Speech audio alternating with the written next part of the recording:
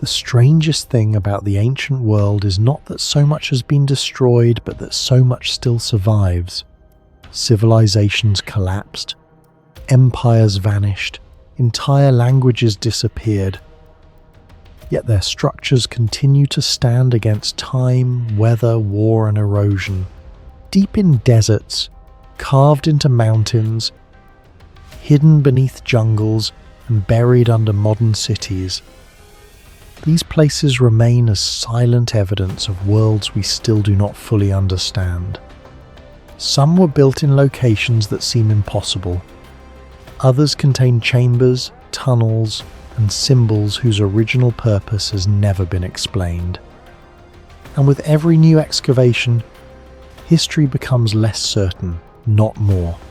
Because the ancient world is filled with gaps, missing knowledge, lost stories, and unanswered questions that continue to outlive the civilizations themselves.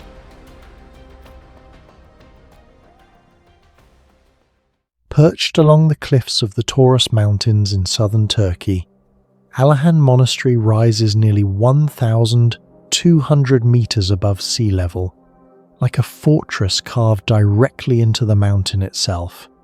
Built during the 5th century under the Byzantine Empire, the complex stretches across a steep limestone ridge more than 300 meters long. But the greatest mystery of Alahan is not its religion nor its isolation.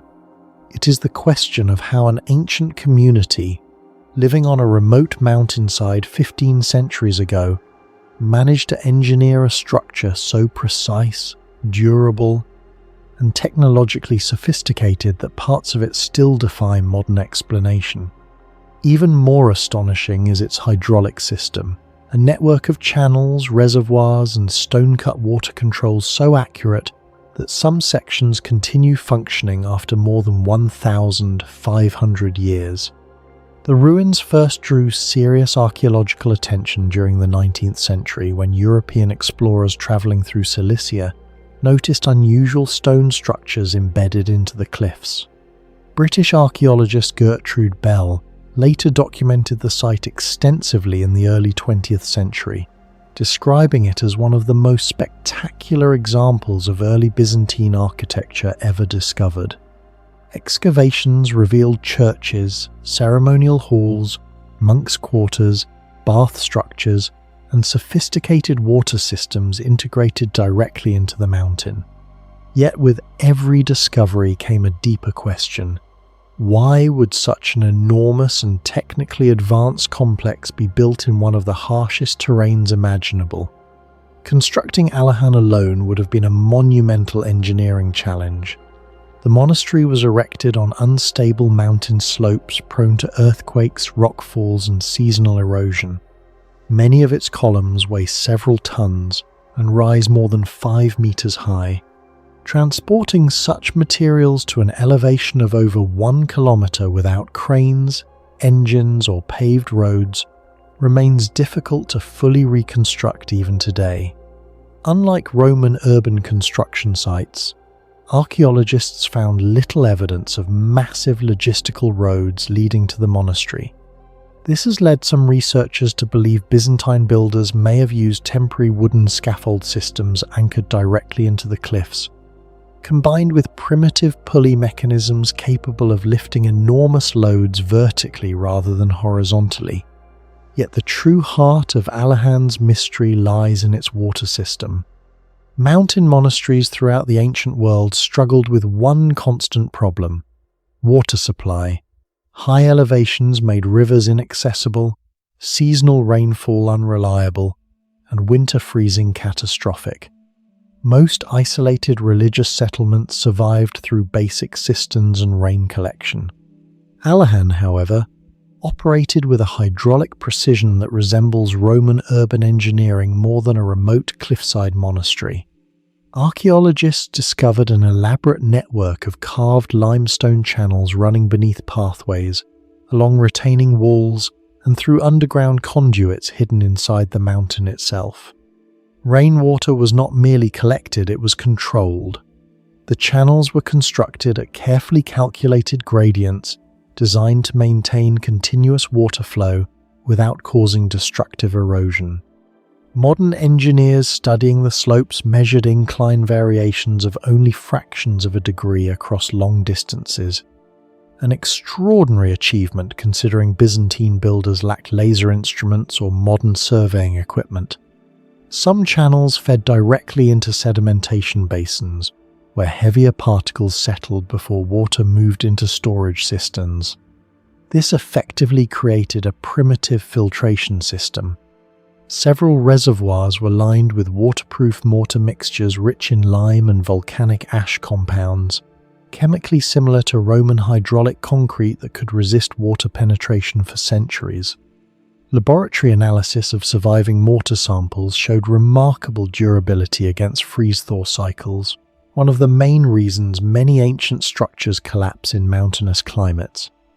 Even more puzzling is how the system adapted to seasonal pressure changes. During spring snowmelt, water flow in the Taurus Mountains increases dramatically.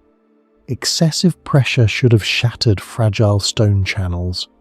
Instead, many conduits incorporated subtle overflow diversions that redirected surplus water away from critical sections.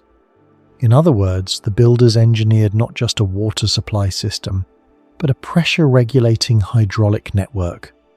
Some researchers compare the sophistication of Alahan's water management to Nabatean systems at Petra or Roman aqueduct engineering, but there is a major difference.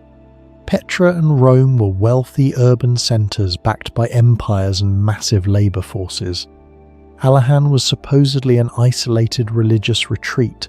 The scale of engineering appears disproportionate to the size of the community itself. The precision of the stonework only deepens the mystery. Some masonry joints at Alahan are so tight that even modern measuring tools struggle to detect gaps wider than a few millimeters. Similar precision is often associated with Inca sites such as Sacsayhuaman in Peru, despite the two civilizations being separated by oceans and nearly 1,000 years. Engineers studying the monastery noted that many stones appear to have been cut with unusual smoothness for 5th century tools. Microscopic analysis of certain surfaces revealed abrasion patterns suggesting prolonged polishing with quartz-rich sand mixtures rather than simple hammer and chisel carving. While this does not imply lost advanced technology, it demonstrates a level of material engineering far more sophisticated than commonly associated with early Byzantine builders. The monastery also demonstrates remarkable earthquake resistance. Southern Turkey sits near active tectonic fault systems, and the Taurus region has experienced destructive seismic activity for millennia. Yet large portions of Alahan survived while many later medieval structures collapsed entirely. Structural analysis indicates builders distributed weight using interlocking stone geometry and flexible load transfer patterns. Instead of rigidly binding walls together, certain sections appear intentionally segmented to absorb seismic vibrations. This principle resembles anti-seismic engineering methods used centuries later in Ottoman and even modern architecture. Decorative carvings throughout the monastery reveal another unexplained layer of craftsmanship. Intricate vine motifs, crosses, and geometric patterns were carved deeply into extremely hard limestone surfaces with astonishing symmetry. Some reliefs display cutting precision approaching less than 1 millimeter deviation over long repeating patterns. Such consistency would have required not only highly skilled artisans, but also advanced measurement systems rarely associated with 5th century frontier construction. This has fueled speculation that Alahan served purposes beyond monastic life. Historical evidence suggests the monastery may have operated as a strategic waypoint for pilgrims travelling between Anatolia and Jerusalem. If so, the site would have needed to sustain hundreds of travellers moving through the mountains each year. The advanced hydraulic infrastructure suddenly makes more sense not as a luxury, but as survival technology for a high-altitude transit centre. Despite its sophistication, Alahan appears to have been deserted relatively early. Archaeologists found no definitive evidence of catastrophic warfare, or sudden destruction. Instead, the site seems to have slowly faded from history. Some historians argue repeated earthquakes damaged trade routes through the mountains, isolating the monastery economically. Others suspect broader political and religious instability within the Byzantine Empire may have reduced its importance. Yet the absence of detailed records remains deeply strange for such a monumental complex. Perhaps the most unsettling possibility is that Alahan represented an experimental centre of Byzantine engineering knowledge, a kind of architectural laboratory where builders tested techniques later used across the empire. Certain structural features found at Alahan would not appear prominently in larger Byzantine churches until generations later. If true, the monastery was not merely a religious sanctuary hidden in the mountains. It may have been one of the earliest prototypes for advanced Byzantine architectural design. What do you think really happened at Alahan Monastery? Was this simply a remote monastery, or evidence of engineering knowledge far ahead of its time?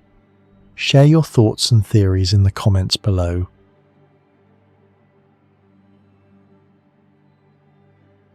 In the middle of the Sharjah Desert, in the United Arab Emirates, less than 100 kilometers from Dubai, an abandoned settlement slowly disappears beneath moving sand. Doors remain open. Furniture is still scattered inside some homes. Entire streets are half buried as if the desert is swallowing the village in real time. Known today as Al-Madam Ghost Village, the site has become one of the strangest modern ruins in the Arabian Peninsula. But unlike ancient cities destroyed by war or earthquakes, Al-Madam may represent something far more unsettling, a direct collision between modern engineering and environmental forces humans still do not fully understand. The first major attention toward Al-Madam came during regional surveys of abandoned settlements in the early 2000s sets. Located near the Oman border, along old desert trade routes, the village was originally built as part of a government housing initiative intended to encourage Bedouin communities to transition into permanent settlements. Early field reports found rows of concrete houses and a mosque standing almost intact, despite decades of abandonment. But every new survey revealed something alarming. Each year, more of the village vanished beneath migrating dunes.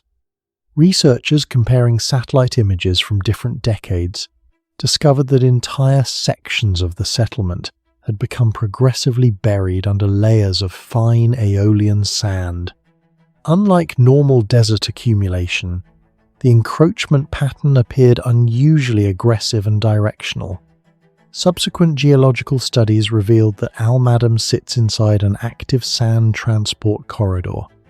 Wind mapping data showed that prevailing northwesterly winds, known locally as the Shamal, regularly drive massive quantities of sand across the region at seasonal intervals. In some storms, wind speeds can exceed 50 kilometers per hour, powerful enough to move dunes several meters annually. Similar dune migration occurs in the empty quarter of Saudi Arabia and parts of the Sahara. But what shocked researchers was how vulnerable Al-Madam's layout appeared to these forces. Traditional Bedouin settlements historically avoided this exact type of exposure by building low-profile structures aligned away from dominant wind directions. Al-Madam did the opposite. When engineers later examined the architecture, they discovered a series of design decisions that seemed almost incompatible with survival in an active desert environment. Many entrances directly faced prevailing wind channels, effectively turning homes into traps for airborne sand. Large rectangular windows increased internal heat gain and allowed fine particles to accumulate rapidly indoors. Unlike ancient desert architecture, which relied on thick insulating walls and compact ventilation systems, these homes followed a modern concrete block design more suitable for urban suburbs than shifting dunes. In some abandoned rooms, sand deposits reached over 1 meter deep, researchers compared the interiors to partially excavated archaeological structures rather than abandoned modern homes. The mystery deepened when environmental scientists began studying the rate of material erosion inside the village. Fine desert sand contains high concentrations of quartz and silica particles. Under strong wind conditions, these particles behave almost like industrial abrasives. Laboratory simulations demonstrated that repeated sand impacts at high velocity can gradually strip paint, weaken exposed concrete, and erode metal surfaces. Several doors and exposed steel fixtures in al-Madam showed abrasion patterns remarkably similar to components subjected to industrial sandblasting. In some cases, paint layers had been completely stripped away, exposing raw material underneath. Scientists estimated that over decades, billions of microscopic impacts may have slowly degraded the village at a molecular level. Another discovery came from acoustic researchers investigating reports of strange sounds within the abandoned settlement. Visitors frequently described hearing low-frequency humming, distant roars, or eerie vibrations at night. While locals often associated these noises with supernatural legends, physicists proposed a more fascinating explanation.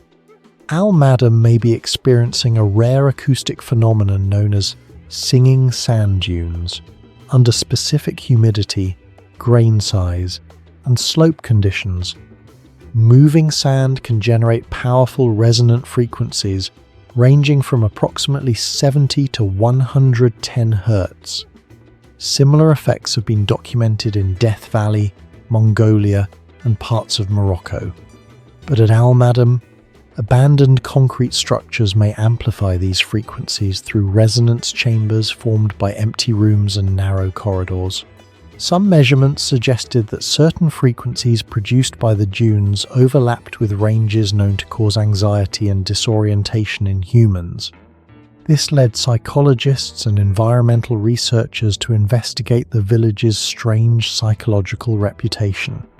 Studies on low-frequency sound exposure show that infrasound below 20 Hz can induce feelings of unease, panic, or the sensation of being watched.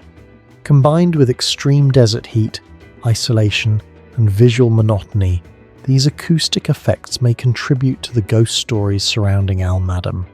Similar psychological distortions have been documented among explorers crossing large deserts and polar environments.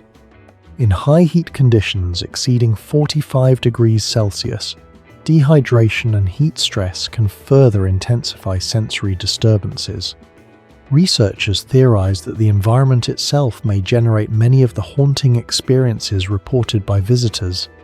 Yet the greatest mystery remains why the village was abandoned so quickly. Official explanations describe difficult living conditions and relentless sand intrusion, but field investigators noticed signs suggesting a more abrupt departure. Some homes still contained personal belongings. Doors were left partially open. Certain rooms appeared abandoned mid-use rather than gradually emptied over years. Oral accounts from nearby communities describe repeated maintenance failures, worsening sand accumulation, and possible infrastructure problems involving water systems. Since groundwater stability is critical in desert settlements, even minor contamination or pumping failures could have rapidly made the area uninhabitable. Hydrologists later examined the region's underground water dynamics and found another problem. Beneath the surface, al-Madam exists within a fragile hydrogeological zone where groundwater recharge rates are extremely limited. Modern settlements consume water far faster than traditional nomadic populations ever did. Researchers comparing ancient oasis systems with modern desert towns found that historical communities survived by adapting mobility patterns to environmental cycles. Al-Madam attempted the opposite approach, forcing a fixed urban settlement into an unstable landscape. Some scientists now argue the village represents a case study in ecological mismatch rather than simple abandonment. Satellite analysis added another disturbing layer to the story. Over decades, researchers tracked the movement of nearby dunes using remote sensing technology. Data showed that dune migration around Al-Madam follows repeating seasonal patterns influenced by atmospheric pressure systems over the Arabian Peninsula. In some sectors, dunes shifted several meters per year, gradually redirecting airflow and accelerating further sand deposition. This created a feedback loop where the village itself altered local wind behavior, unintentionally increasing its own burial rate. Environmental engineers compared the process to coastal towns slowly consumed by moving shorelines. Except here, the ocean consisted of millions of tons of airborne sand. Comparisons with ancient desert civilizations reveal a striking contrast. Cities like Petra in Jordan or the mud-brick settlements of Yemen survived for centuries partly because their builders understood local environmental physics. Narrow alleys minimized sand intrusion, thick earthen walls stabilized indoor temperatures, settlement orientation reduced exposure to prevailing winds. Al-Madam ignored many of these principles despite existing in a far more technologically advanced era. Ironically, ancient engineering may have been better adapted to the desert than modern construction methods. Do you think Al-Madam was simply a failed desert settlement, or proof that ancient civilizations understood extreme environments better than modern engineers do today? Share your thoughts in the comments below.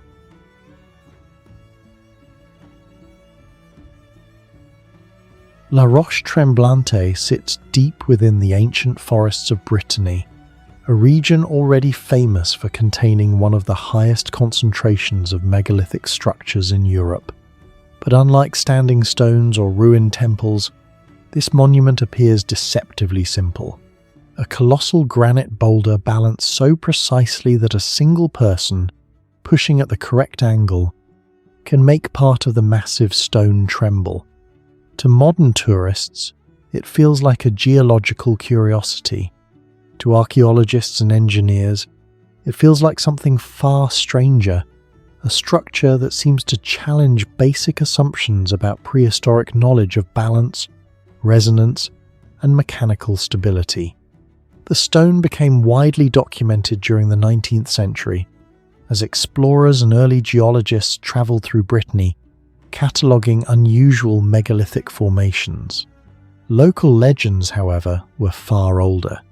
Celtic folklore described the stone as a sacred object capable of judging truth, claiming that only certain individuals could make it move. Early investigators dismissed these stories as superstition, but the more scientists studied the boulder, the more puzzling its mechanics became. Estimates vary, but the upper granite mass is believed to weigh between 100 and 150 tons. Yet despite this enormous weight, the contact surface supporting the stone is remarkably small. In engineering terms, the entire structure exists in an unusually delicate equilibrium. That equilibrium is the first major mystery. In modern structural engineering, objects of extreme mass require broad load distribution to remain stable over long periods of time. A misalignment of only a few centimeters in the center of gravity could destabilize the entire formation. Yet La Roche Tremblante has survived thousands of years of erosion, storms, temperature fluctuations, and seismic micro-movements without collapsing. Granite itself is an extremely durable rock, measuring roughly 6 to 7 on the Mohs hardness scale, but durability alone does not explain the precision of the balance. Some researchers argue the formation is entirely natural, shaped gradually by weathering over millions of years. Others suspect human intervention, not the transportation of the stone itself, but the deliberate modification of the contact points to optimize balance and motion. This debate becomes even more intense when examining the stone's unusual movement characteristics. Visitors who attempt to push the boulder often describe a delayed response, almost as if the rock answers back with its own rhythm. Physicists would describe this as resonance. Every object possesses a natural frequency at which it vibrates most efficiently. If an external force matches that frequency, even a relatively small input can produce significant motion. Engineers exploit this principle today in everything from bridge design to earthquake-resistant skyscrapers. The Tacoma Narrows Bridge collapse in 1940 is one of the most famous modern examples of resonance turning catastrophic. Yet here in Brittany, a prehistoric granite formation appears to demonstrate the same mechanical principle on a massive scale. What makes this particularly unsettling is that Roche Tremblante is not unique. Across Europe, several megalithic rocking stones display similar characteristics. Some dolmens in Ireland and balancing stones in Cornwall also respond to carefully applied force. The pattern has led a number of independent researchers to question whether prehistoric societies possessed an advanced practical understanding of leverage and oscillation. They may not have expressed these ideas mathematically, but repeated experimentation over generations could have produced an intuitive engineering tradition. In many ways, this mirrors how ancient builders constructed acoustically precise theatres and temples long before formal acoustic science existed. The mystery deepens further when researchers examine the stone's surface. Several geological surveys have noted unusually smooth zones near the balancing point, areas where the granite appears more polished than surrounding rock faces. Natural erosion can create smooth surfaces, but critics argue the wear patterns resemble deliberate abrasion. If prehistoric communities intentionally ground or shaped the contact area, then La Roche Tremblante may represent one of the oldest known examples of mechanical calibration in stone. In other words, the monument would not merely be a random geological oddity, it would be an engineered kinetic structure. Ancient Celtic traditions may offer clues about why such a structure mattered. Throughout Brittany and other Celtic regions, rocking stones were often associated with ritual trials, prophecy, or spiritual authority. Some traditions claim the stones responded differently depending on who touched them. From a modern perspective, that sounds mythical. Yet mechanically, it reflects a real phenomenon. Only force applied at a precise angle and location will generate enough torque to move the stone efficiently. Someone unfamiliar with the correct pressure point might fail entirely, while another person using minimal force at the optimal point could make the entire mass oscillate. To ancient observers, such a demonstration would have appeared supernatural.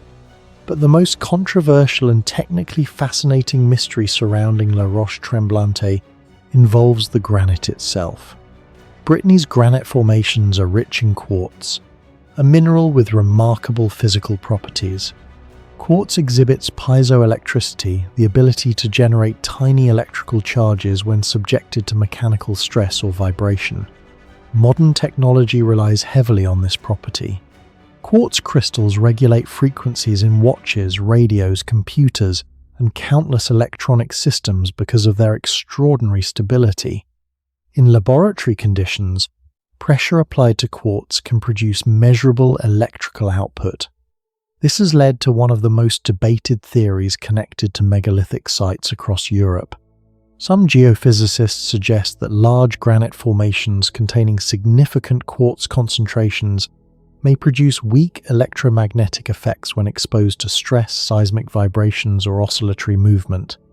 While these electrical effects are extremely small, the theory becomes intriguing when viewed alongside the geographical distribution of megalithic monuments. Many ancient stone complexes, including Carnac stones and several British stone circles, are located near tectonic fault systems or regions with unusual magnetic readings. There is no evidence prehistoric societies understood electricity in the modern sense. However, some researchers propose they may have recognized unusual sensory effects associated with certain stones and locations. Low-frequency vibrations, faint electrical discharges, and magnetic anomalies can influence human perception. Studies in environmental psychology have shown that electromagnetic fluctuations can alter feelings of anxiety, awe, or disorientation in controlled conditions. If ancient people repeatedly experienced strange sensations around vibrating quartz-rich stones, those locations could easily have become associated with spiritual or ceremonial power. Comparisons to other ancient sites make the puzzle even harder to ignore. At Newgrange, builders engineered solar alignment with astonishing precision more than 5,000 years ago. At Temple of Kukulkan, acoustic reflections create the illusion of chirping birds. In Sacsayhuaman, the polygonal stonework demonstrates extraordinary stress distribution and earthquake resistance. Again and again, ancient cultures appear to have developed practical engineering solutions centuries or millennia before formal scientific explanation existed. La Roche Tremblante may belong to that same category, not necessarily evidence of lost super technology, but proof that prehistoric experimentation with physics and materials was far more sophisticated than traditionally assumed. Do you think La Roche Tremblante is simply an extraordinary natural formation, or evidence that prehistoric people understood mechanics far beyond what we usually imagine? Share your thoughts in the comments below. Madinat al-Zahra was once the most dazzling city in Western Europe. Built in the 10th century by the Umayyad Caliph Abd al-Rahman III, near Cordoba in southern Spain, the palace city reportedly shimmered with marble gold, pools of liquid reflections, and halls engineered to manipulate light itself. Then, less than 80 years later, it vanished into ruin. Today, more than 90% of the site still remains buried underground, and archaeologists believe some of its most advanced engineering secrets may still be hidden beneath the hills outside Cordoba. The ruins of Madinat al-Zahra were rediscovered in 1911 by Spanish archaeologist Ricardo Velázquez Bosco after centuries of local legends describing buried palaces beneath the farmland west of Cordoba. Excavations soon uncovered massive reception halls, carved marble columns, hydraulic systems, gardens, and fragments of decorative stonework so refined that many historians compared them to Byzantine imperial architecture. What shocked researchers most was the scale. Historical records suggest the city covered nearly 112 hectares, making it vastly larger than most royal complexes in medieval Europe. Yet only around 10% has been excavated, meaning the overwhelming majority of the city, including possible workshops, underground conduits, and ceremonial sectors, remains unexplored. One of the greatest mysteries surrounding Madinat al-Zahra is how quickly it was constructed. Historical texts claim thousands of workers operated continuously, with as many as 10,000 labourers and over 1,000 animals transporting stone and materials every day. Some chroniclers describe construction progressing at a pace almost unimaginable for the 10th century. Entire palace sectors covered in marble and intricate carvings appeared within decades. Compared to contemporary European cities, the contrast is staggering. During the same period, much of Western Europe was still dominated by relatively small stone fortifications and timber structures. Yet Madinat al-Zahra featured sophisticated urban planning, formal gardens, terraced architecture, advanced water distribution, and monumental ceremonial spaces designed with mathematical precision. Historians often compare Cordoba itself to Constantinople because both cities possessed paved roads, public baths, libraries, and hydraulic infrastructure at a level rarely seen elsewhere in Europe at the time. The city's water engineering remains one of its most technically mysterious features. Madinat al-Zahra was built on a sloping terrace system along the foothills of the Sierra Morena Mountains. Engineers used gravity-fed hydraulic channels to distribute water across multiple elevations, powering fountains, reflective pools, irrigation systems, and palace baths simultaneously. Archaeologists discovered ceramic pipes, underground conduits, reservoirs, and carefully angled channels with gradients so precise that some vary only slightly over long distances. Maintaining stable water pressure across a terraced complex in a semi-arid climate would have required extraordinary calculations. Modern hydraulic engineers studying the ruins noted that even small deviations in channel slope could have disrupted flow rates entirely. Some researchers compare the engineering challenge to Roman aqueduct systems, yet Madinat al-Zahra integrated these hydraulic mechanisms directly into ceremonial architecture. Water was not merely functional, it became part of the visual illusion of power. But the most fascinating mystery of all may be the city's manipulation of light. Medieval Islamic chronicles described halls where sunlight shimmered across polished marble and metallic surfaces so intensely that visitors believed the rooms were moving. One famous account described a reception hall containing reflective pools and decorative materials that caused light to ripple, like lightning across water.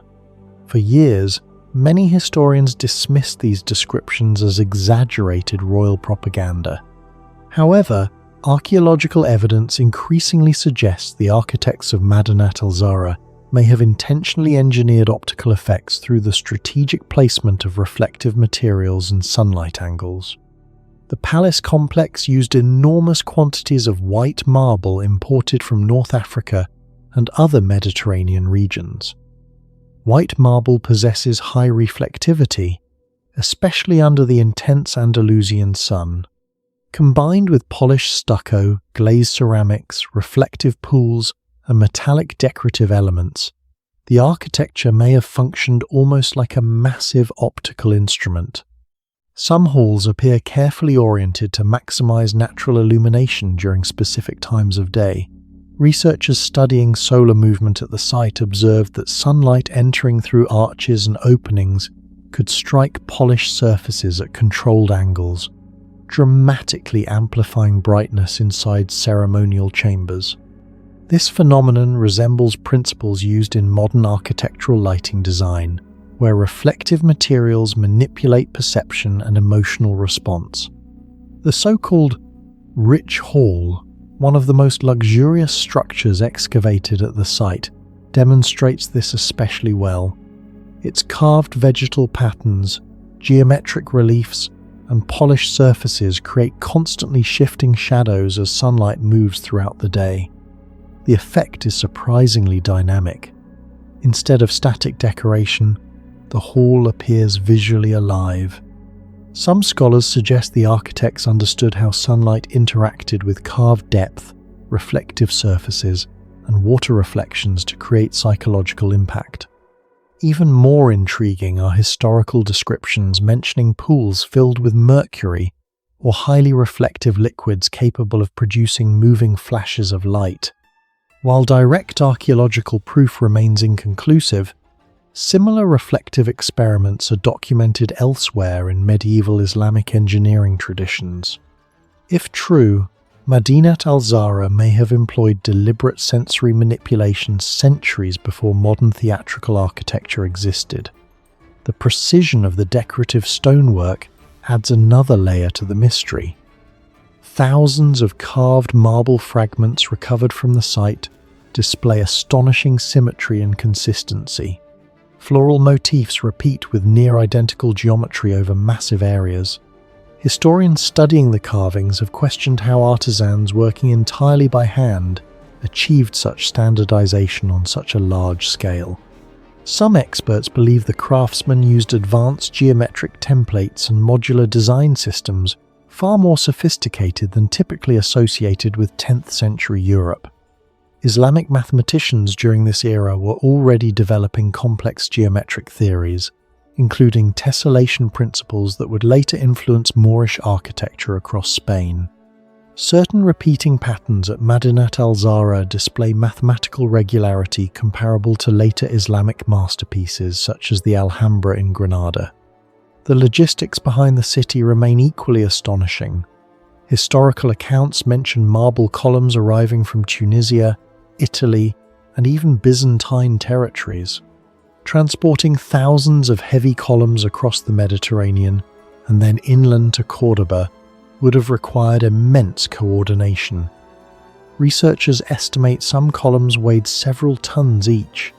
Moving them uphill into the terraced palace complex without modern machinery remains difficult to fully reconstruct. Archaeologists are also puzzled by the speed with which the city disappeared. Around the early 11th century, civil war erupted across Al-Andalus during the Fitna period. Madinat al-Zahra was looted, burned, dismantled, and gradually abandoned. Valuable marble and columns were stripped away and reused in later structures throughout the region. Over centuries, the ruins were buried under soil and forgotten almost completely. Yet despite the destruction, modern surveys indicate vast sections remain untouched underground. Ground-penetrating radar has identified buried walls, foundations, and unexplored sectors extending far beyond the excavated areas. Some researchers suspect hidden hydraulic chambers, workshops, or ceremonial structures may still survive beneath the landscape. What do you think is still hidden beneath Madinat al-Zahra lost technology? Forgotten engineering knowledge, or something even more mysterious? Share your thoughts in the comments below. In the flat fields of Saxony-Anhalt, Germany, a massive circular structure older than Stonehenge hides one of the most disturbing questions in prehistoric archaeology. Known as the Goseck Circle, this 7,000-year-old monument appears to track the winter solstice with astonishing precision, despite being built by Neolithic farmers armed with nothing more than wood, stone, and bone tools. No metal, no written mathematics, no telescopes. Yet every winter, the rising and setting sun still passes almost perfectly through its ancient gates. For many researchers, Goseck is no longer just an archaeological site. It is evidence that Europe's earliest farming societies may have possessed astronomical and engineering knowledge far beyond what modern history once believed possible. The site is located near the modern town of Goseck in eastern Germany. It remained hidden for thousands of years beneath farmland until 1991, when aerial survey photographs revealed strange concentric rings in the soil. Archaeologists later excavated the area and uncovered a circular enclosure approximately 75 meters in diameter, built around 4,900 BC by the linear pottery culture, one of Europe's earliest agricultural civilizations. The structure consisted of concentric ditches, earthen embankments, and wooden palisades containing 3 narrow gates. At first, researchers believed it was a defensive settlement or ritual enclosure, but the orientation of the gates quickly changed everything. 2 southern gates align almost perfectly with the sunrise and sunset of the winter solstice. Computer reconstructions showed that around 7,000 years ago, the sun would have appeared directly through these openings on the shortest day of the year. The margin of error is extremely small, only a few degrees. For comparison, many medieval churches built thousands of years later contain larger astronomical inaccuracies. This means Neolithic builders somehow understood the solar cycle with remarkable precision long before the invention of formal astronomy in Europe. What makes Goseck especially mysterious is its age. Stonehenge, often considered Europe's great prehistoric observatory, began construction around 3000 BCE. Goseck predates it by nearly 2,000 years. The ancient Egyptian pyramids would not appear for another 2 millennia. Yet the people who built Goseck were supposedly simple farming communities using primitive technology. Archaeologists estimate that accurately determining the winter solstice without modern instruments requires years of systematic observation. Researchers from the University of Halle suggested that generations of skywatchers may have monitored the sun's movement along the horizon over decades to establish these alignments. The biggest mystery surrounding Goseck is not simply the astronomy itself, but the engineering methods used to achieve it. How could a society without metal tools measure precise angles over large distances? Even today, surveyors rely on calibrated instruments, optical systems, and mathematical calculations. The Neolithic builders had none of these. Yet the geometry of Goseck suggests careful planning rather than rough approximation. Some researchers believe the builders may have used shadow tracking systems involving wooden poles and stretched cords. By monitoring the changing position of sunrise and sunset throughout the year, they could theoretically mark repeating solar points on the horizon. However, experimental archaeologists attempting to recreate these methods have discovered how difficult such measurements actually are. Small observational errors accumulate rapidly over distance. Even a deviation of 1 degree could shift the solar alignment by several meters at the monument's perimeter. Maintaining such accuracy without written calculations or metal instruments would require extraordinary consistency. Another problem involves the terrain itself. The local horizon is uneven, meaning the apparent position of the sunrise changes depending on elevation and atmospheric conditions. Modern archaeoastronomers use computer simulations to correct for these variables. The builders of Goseck somehow compensated for them naturally.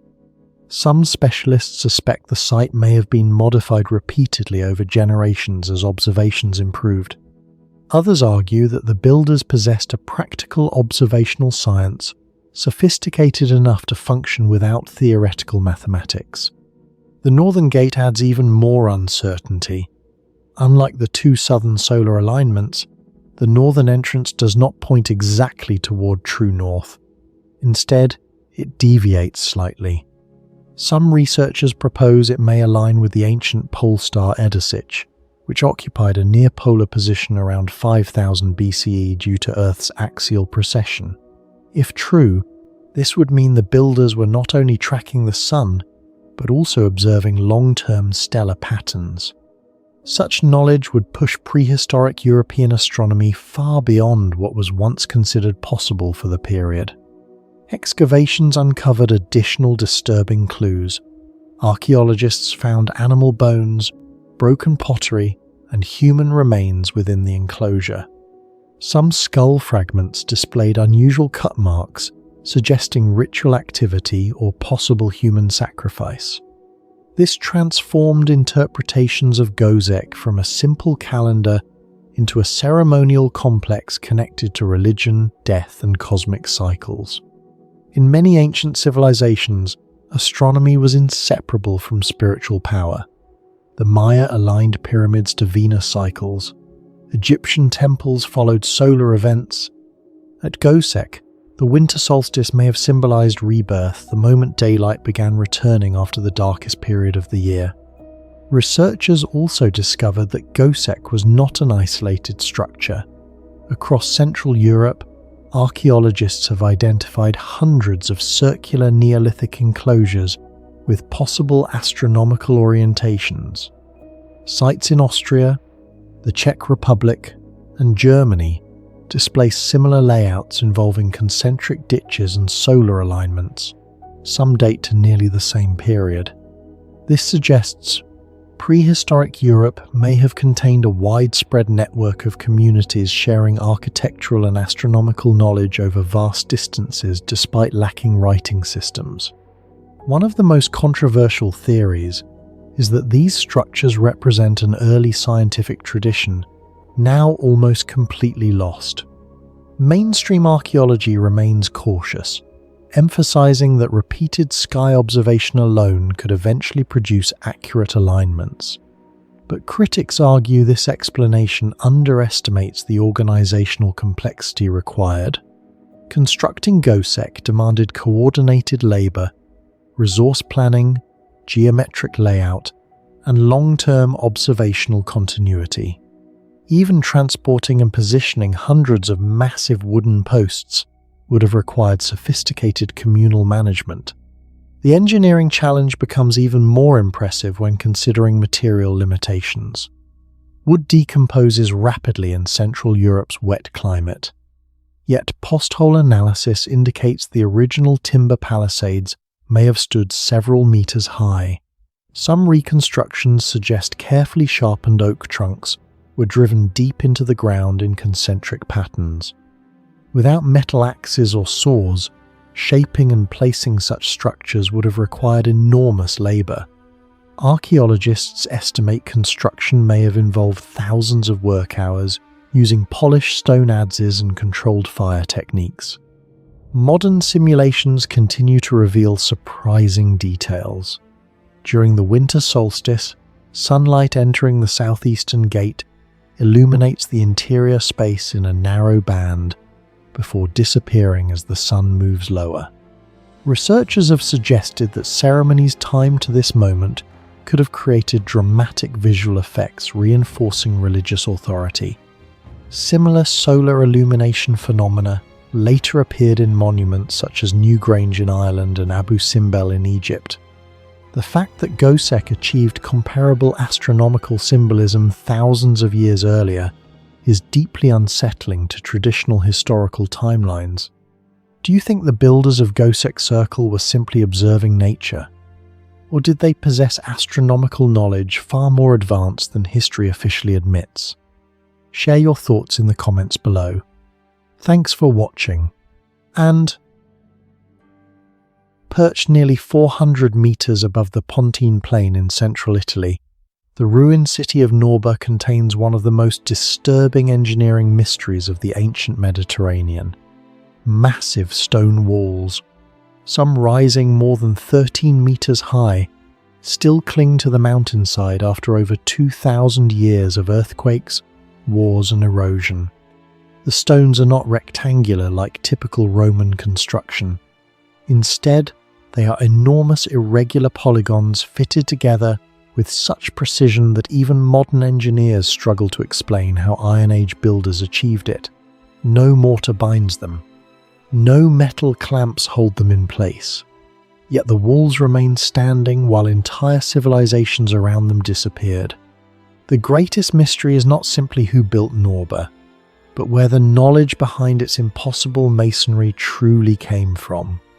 The ruins lie near the modern town of Norma in the Lazio region of Italy. Ancient historians briefly mention Norba as a Latin colony established around the 4th century BCE, but for centuries the site remained largely abandoned and overgrown. Travellers during the Renaissance described gigantic cyclopean walls, believing they must have been built by mythical giants because ordinary humans could not possibly move stones of such scale. Systematic archaeological studies began in the 19th century, revealing an entire fortified city spread across more than 30 hectares. Excavations uncovered gates, roads, cisterns, temples, and defensive structures, but the walls themselves became the center of fascination. They did not resemble standard Roman military architecture at all. Instead, they appeared far older and technologically disconnected from the masonry traditions that later dominated the Roman world. At first glance, Norba's walls look chaotic, almost primitive, but closer inspection reveals astonishing geometric control. The stones vary wildly in size and shape, yet each block interlocks perfectly with the next.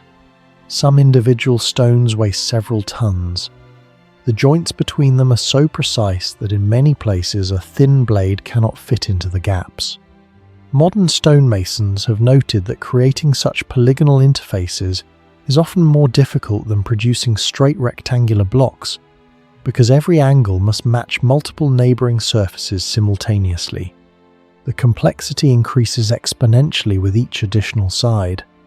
This raises the first major mystery. How were these stones measured and shaped with such precision using the tools available around the 4th century BCE? Iron tools from the period were relatively soft compared to modern steel. Bronze tools would have struggled even more against dense limestone. Experimental archaeology has shown that reproducing a single high-precision polygonal block using ancient methods can require weeks of labour. Yet Norba's walls stretch for roughly 2.5 kilometres across uneven mountain terrain. The sheer labour investment appears almost irrational for a settlement of this size. Even more puzzling is the transportation problem. Some stones were quarried locally, but moving multi-ton blocks uphill across steep rocky slopes would have required immense coordination. There is little archaeological evidence for advanced lifting machinery comparable to later Roman cranes. No inscriptions describe the process. No surviving blueprints exist. The builders left behind the result, but almost none of the method. The second mystery involves structural resilience. Italy is one of the most seismically active regions in Europe. Over the last 2,000 years, the Apennine fault system has produced repeated destructive earthquakes. Conventional rigid masonry often collapses under lateral seismic stress because cracks propagate along straight joints. Norba's polygonal walls behave differently. Their irregular interlocking geometry distributes forces across multiple angles, preventing catastrophic fracture lines from forming easily. Modern structural engineers studying polygonal masonry have compared it to three-dimensional mechanical locking systems. In some ways, the design behaves similarly to anti-seismic principles used in modern earthquake-resistant architecture. Instead of resisting motion through rigidity alone, the stones absorb and redistribute energy through countless contact surfaces. This may explain why sections of Norba's walls still survive, while later Roman constructions nearby deteriorated more severely.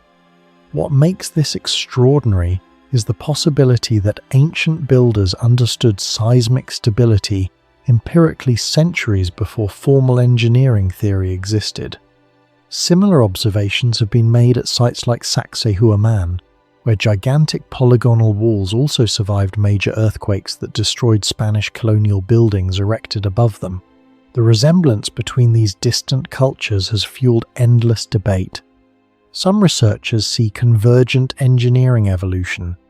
Others believe polygonal masonry represents a forgotten high-efficiency construction tradition once more widespread across the ancient world. Norba's defensive design adds another layer of sophistication. The city occupies a naturally fortified limestone plateau, overlooking critical trade routes and fertile plains. Approaching armies would have faced steep ascents while remaining exposed to defenders above. The gates themselves reveal strategic intelligence far beyond simple wall building. Entrances were angled in ways that forced attackers to expose their unshielded side during entry. Narrow passages restricted troop movement. Observation points allowed defenders to monitor vast distances across the landscape. These features resemble principles later refined in medieval fortification systems, yet Norba predates many of them by centuries. Historians often describe Roman military engineering as highly systematic and standardized, but Norba feels different.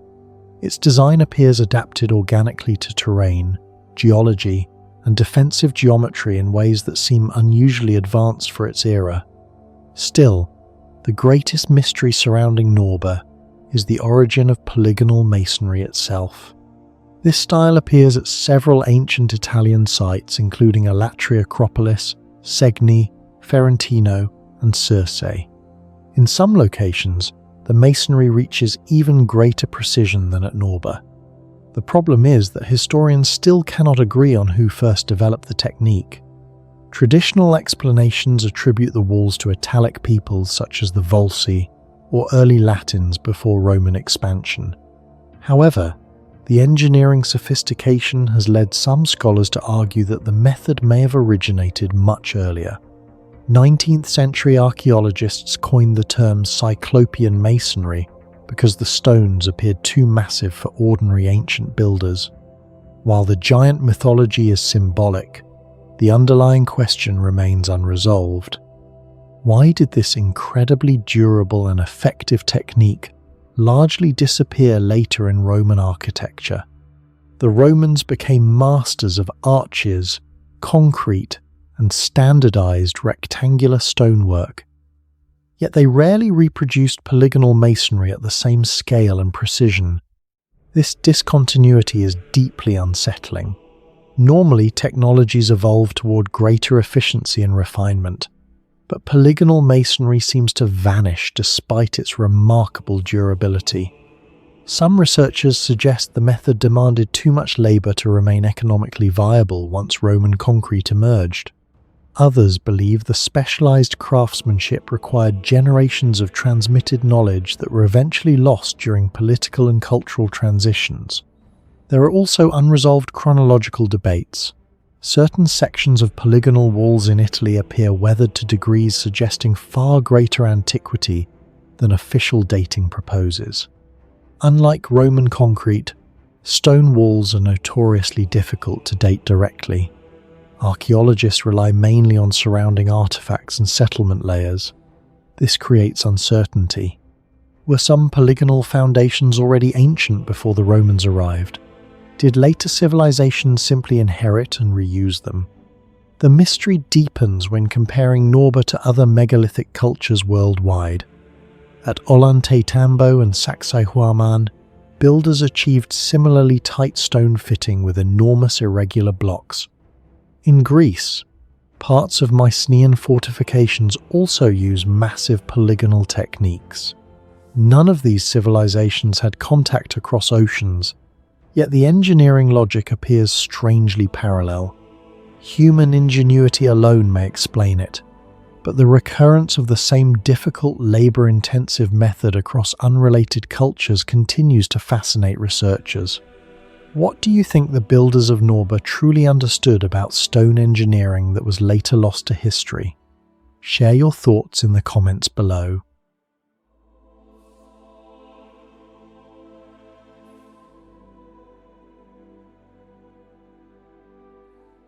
On the southern coast of Sweden, above the freezing waters of the Baltic Sea, stands a monument that continues to disturb archaeologists, astronomers, and engineers alike.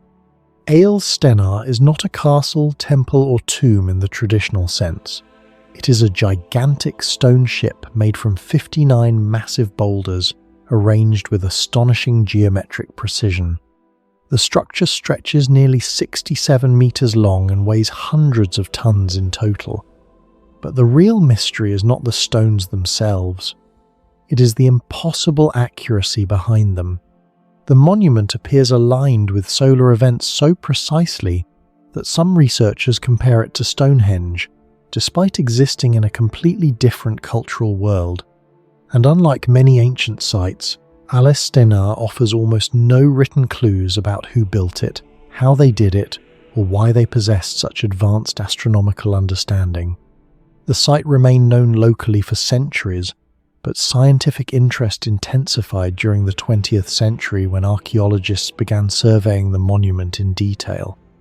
Early excavations found traces of fire pits, charcoal, and organic remains beneath parts of the structure. Radiocarbon analysis suggested a date around 600 to 1000 CE, placing it within the late Nordic Iron Age or Viking period.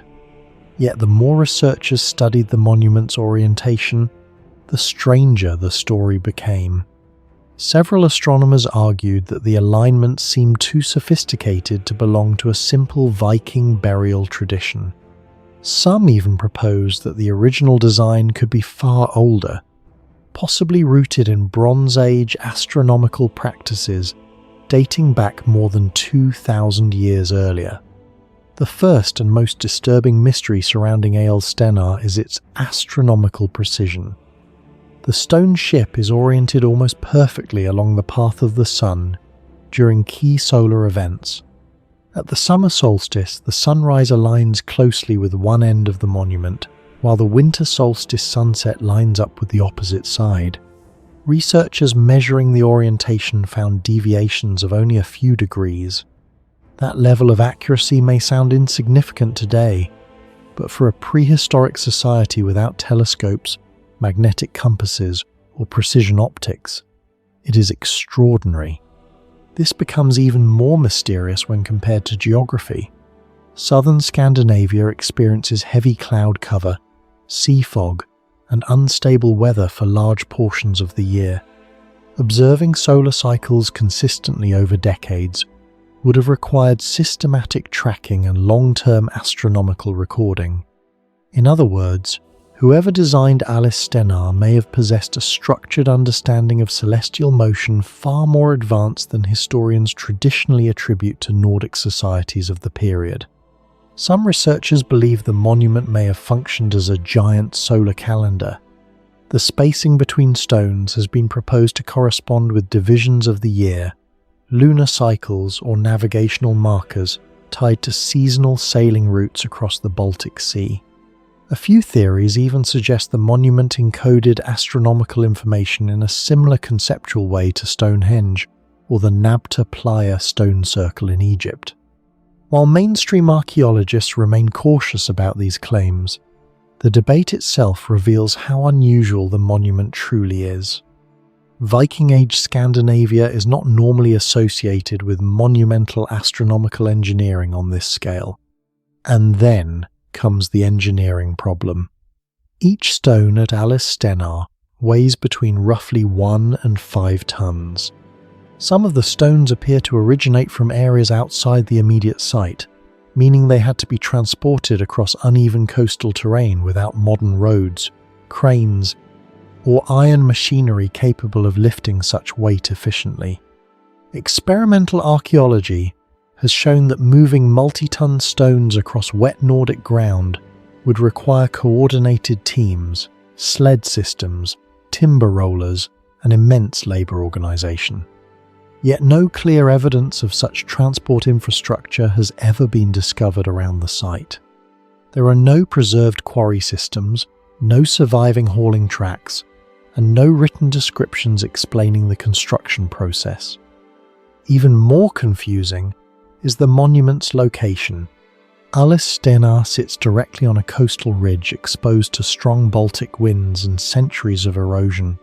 Engineers studying the area note that placing hundreds of tons of stone on unstable coastal soil without collapse would require surprisingly accurate knowledge of load distribution and ground stability.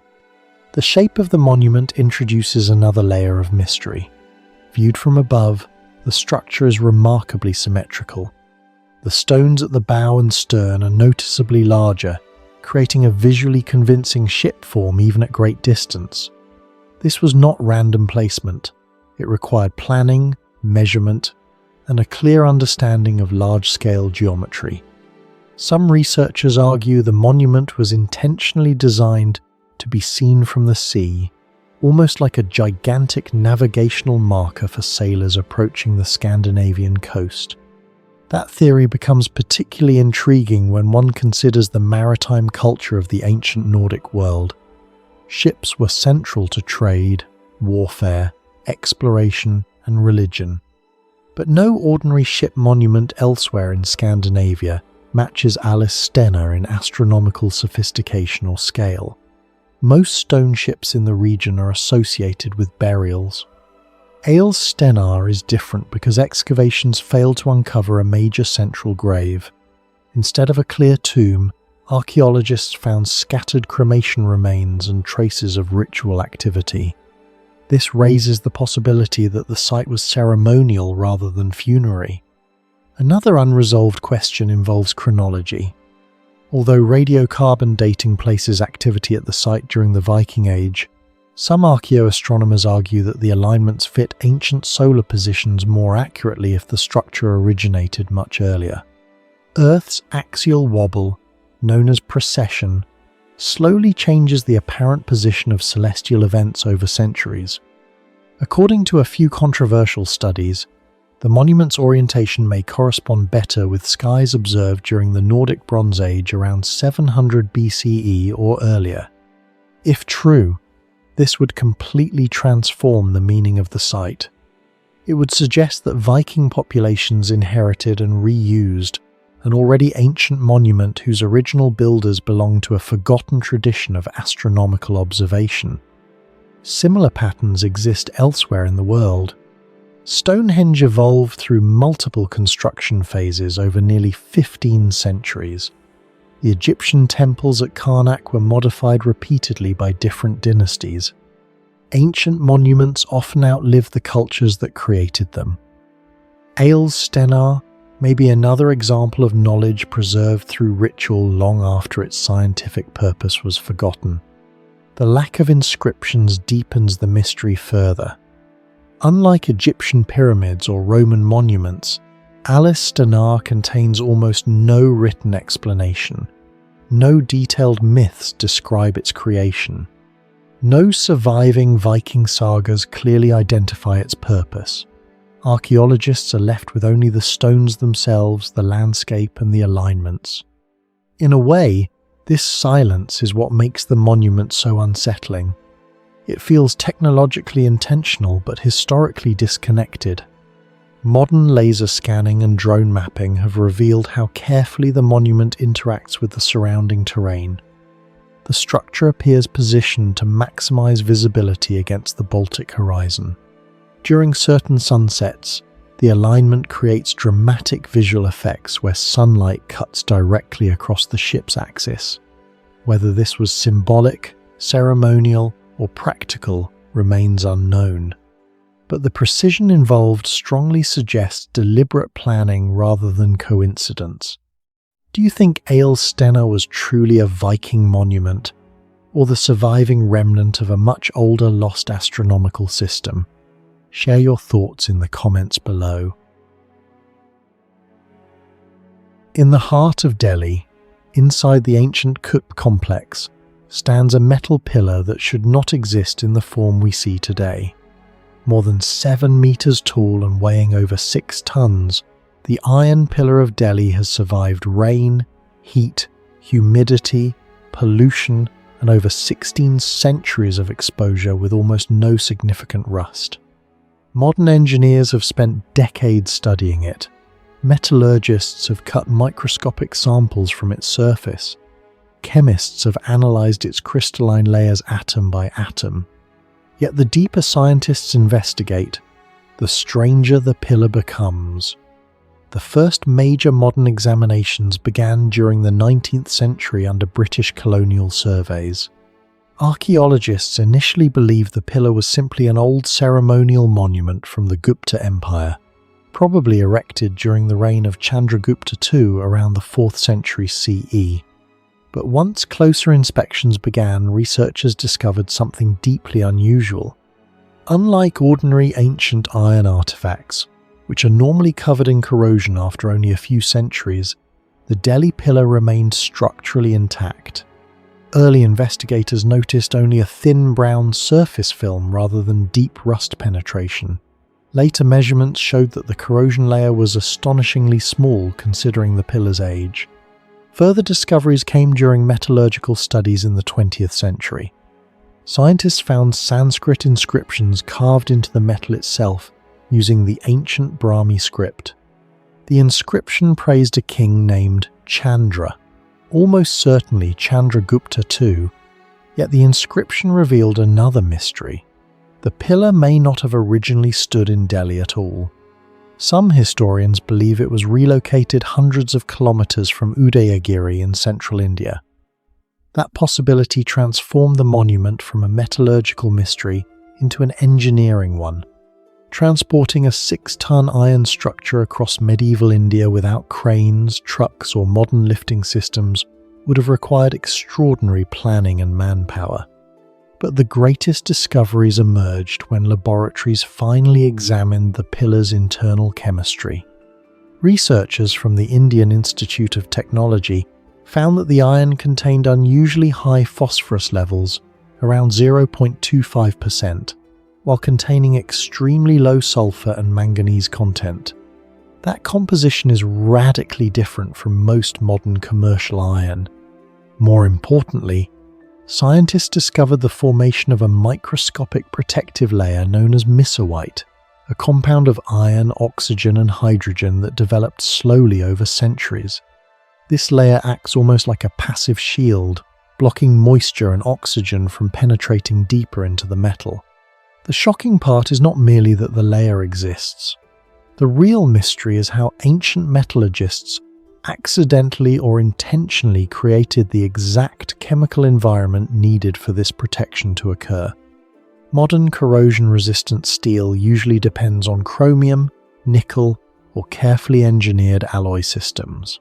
The Delhi pillar contains none of those advanced industrial additives.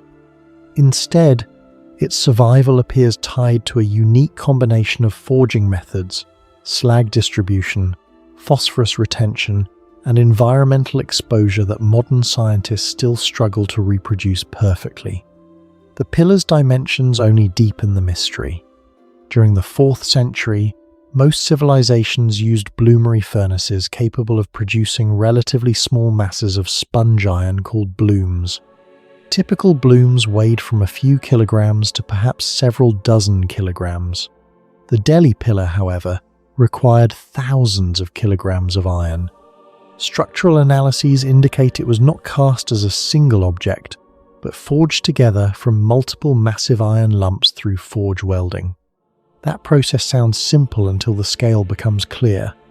Forge welding requires heating iron to temperatures approaching 1200 to 1300 degrees Celsius before hammering pieces together while they remain nearly white hot. Achieving this with small tools is already difficult. Doing it with multi-ton sections borders on unbelievable. Even modern blacksmiths using industrial furnaces find large-scale forge welding extremely challenging, because temperature distribution must remain consistent across the metal.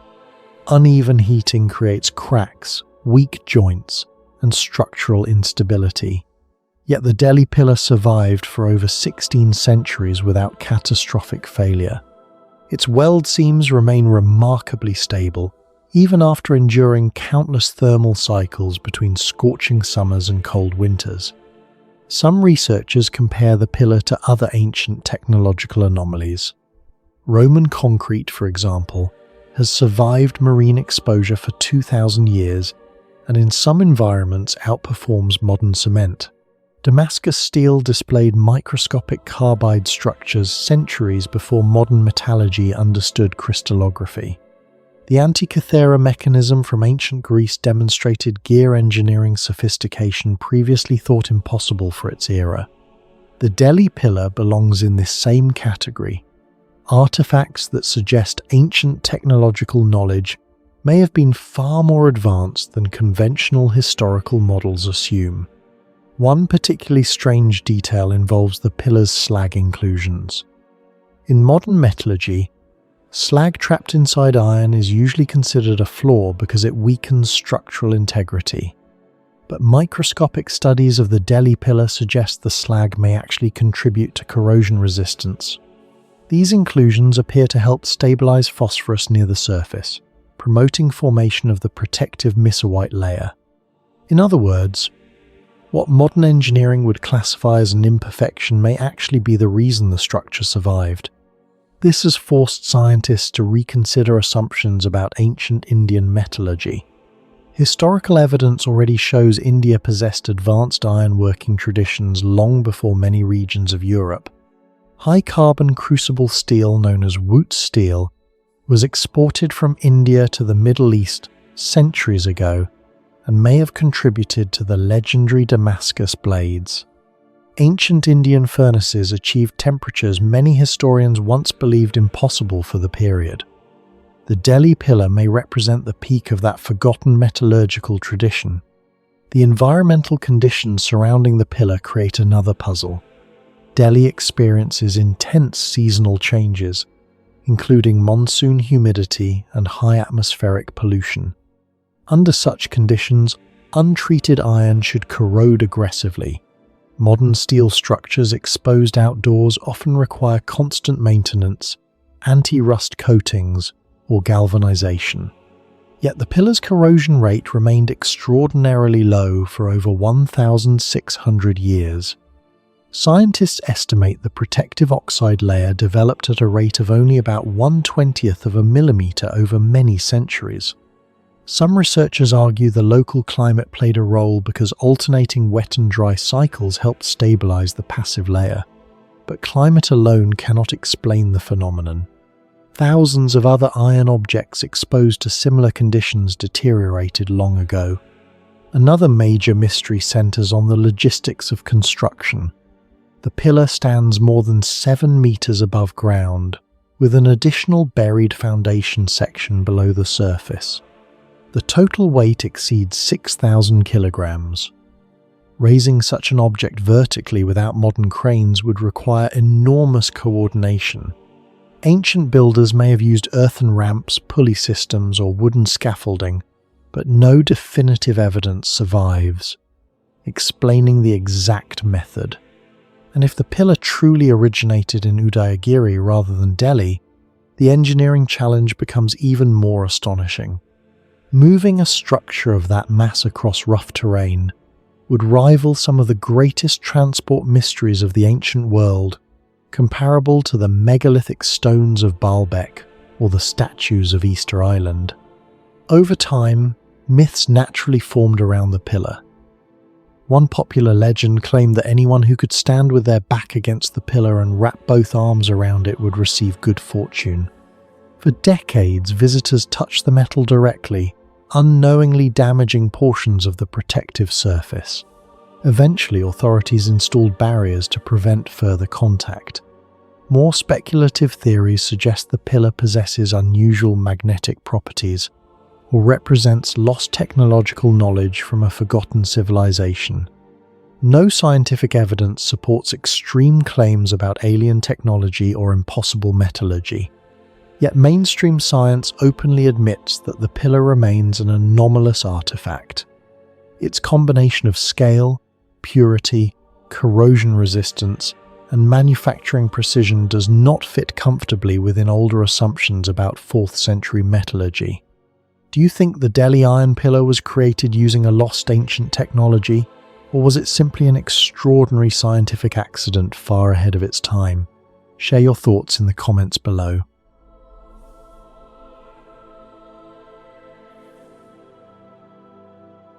Takamatsuzuka tomb sits beneath a quiet hill in rural Japan, yet inside this tiny stone chamber, archaeologists discovered something almost impossible. Vivid wall paintings that survived more than 13 centuries in one of the most humid climates in East Asia. Even more mysterious, the tomb contains astronomical maps, mathematically aligned architecture, and preservation techniques so effective that the paintings remained safer before modern archaeologists opened the chamber in 1972. For many researchers, Takamatsuzuka is not just a burial site. It is evidence that elite Japan during the Asuka period may have possessed engineering, chemical, and astronomical knowledge far more advanced than historians once believed. The tomb was officially excavated in 1972 after local residents reported unusual stone formations beneath a circular mound about 5 meters high and 18 meters wide. When archaeologists opened the chamber, they found a compact stone room measuring only around 2.6 meters long, but its walls were covered with brilliantly colored murals unlike anything previously discovered in Japan. The discovery shocked historians immediately. Japan's humid environment normally destroys ancient pigments rapidly, especially organic binders and mineral paints. Yet the Takamatsuzuka murals still displayed clear reds, blacks, whites and blues after roughly 1,300 years underground. The site was soon designated a special historic site and one of Japan's greatest archaeological treasures. The greatest mystery of Takamatsuzuka is not the tomb itself. It is the survival of its colors. Inside the chamber, archaeologists found paintings of court ladies, celestial beasts, and astronomical symbols rendered with remarkable precision. Laboratory analysis later identified pigments such as cinnabar for red, azurite for blue, and carbon black for dark outlines. These were expensive and technically demanding materials even by continental Asian standards during the 7th and 8th centuries. The problem is that pigments like azurite are extremely vulnerable to moisture and chemical instability. In modern conservation science, maintaining mineral pigments often requires tightly controlled humidity systems. Yet Takamatsuzuka survived naturally underground for over a millennium. Researchers discovered that the tomb chamber had been sealed with astonishing precision. The stone blocks fit together so tightly that airflow was drastically reduced. Oxygen levels inside the chamber likely remained unusually stable for centuries, slowing oxidation and microbial growth. In effect, the builders may have accidentally or intentionally created a primitive climate-controlled vault. What makes the mystery deeper is what happened after the tomb was opened. Within only a few decades, fungi and bacteria began attacking the murals. Black mold spots spread rapidly across several paintings, despite modern preservation technology. By the early 2000s, conservators were forced to dismantle sections of the chamber and move the murals into controlled laboratory environments. This led to an uncomfortable conclusion. The ancient sealing methods may actually have protected the paintings more effectively than the initial modern conservation attempts. Comparisons are often made with tomb paintings in Egypt's Valley of the Kings, or the cave murals of Dunhuang in China. But unlike Egypt's dry desert environment, Takamatsuzuka existed in humid Japanese soil with annual rainfall often exceeding 1,300 millimeters. From a preservation standpoint, the survival of these murals is statistically extraordinary. Some conservation scientists estimate that without an unusually stable microclimate, pigments in such an environment should have deteriorated centuries earlier. Yet the faces, clothing folds, and color contrasts remained recognizable after 13 centuries underground. The tomb almost behaves like a sealed time capsule, engineered far ahead of its era. The chamber itself is another puzzle. Unlike ancient Egypt or Rome, early Japan was not famous for monumental stone engineering. Most major structures during the Asuka period were built primarily from wood. Yet Takamatsuzuka demonstrates stoneworking precision surprisingly comparable to Korean Goguryeo tombs and certain Tang dynasty burial chambers in China. The walls were assembled from carefully cut tough stone blocks with minimal gaps between them. Modern scans revealed remarkably flat joining surfaces, reducing airflow and water penetration. Some researchers argue that deviations between surfaces measure only a few millimeters in certain sections. This creates a difficult engineering question. How did builders working in a confined underground space achieve such accurate alignment without modern measuring tools? The tomb also raises logistical problems. Some stones weigh several hundred kilograms, yet there is little evidence of large-scale lifting systems or ramps. Moving heavy stone through narrow excavation corridors would have required careful planning and mechanical coordination. Even more mysterious is the balance between strength and isolation. The chamber remained structurally stable for over 1,300 years despite earthquakes, seasonal moisture expansion, and shifting soil pressure.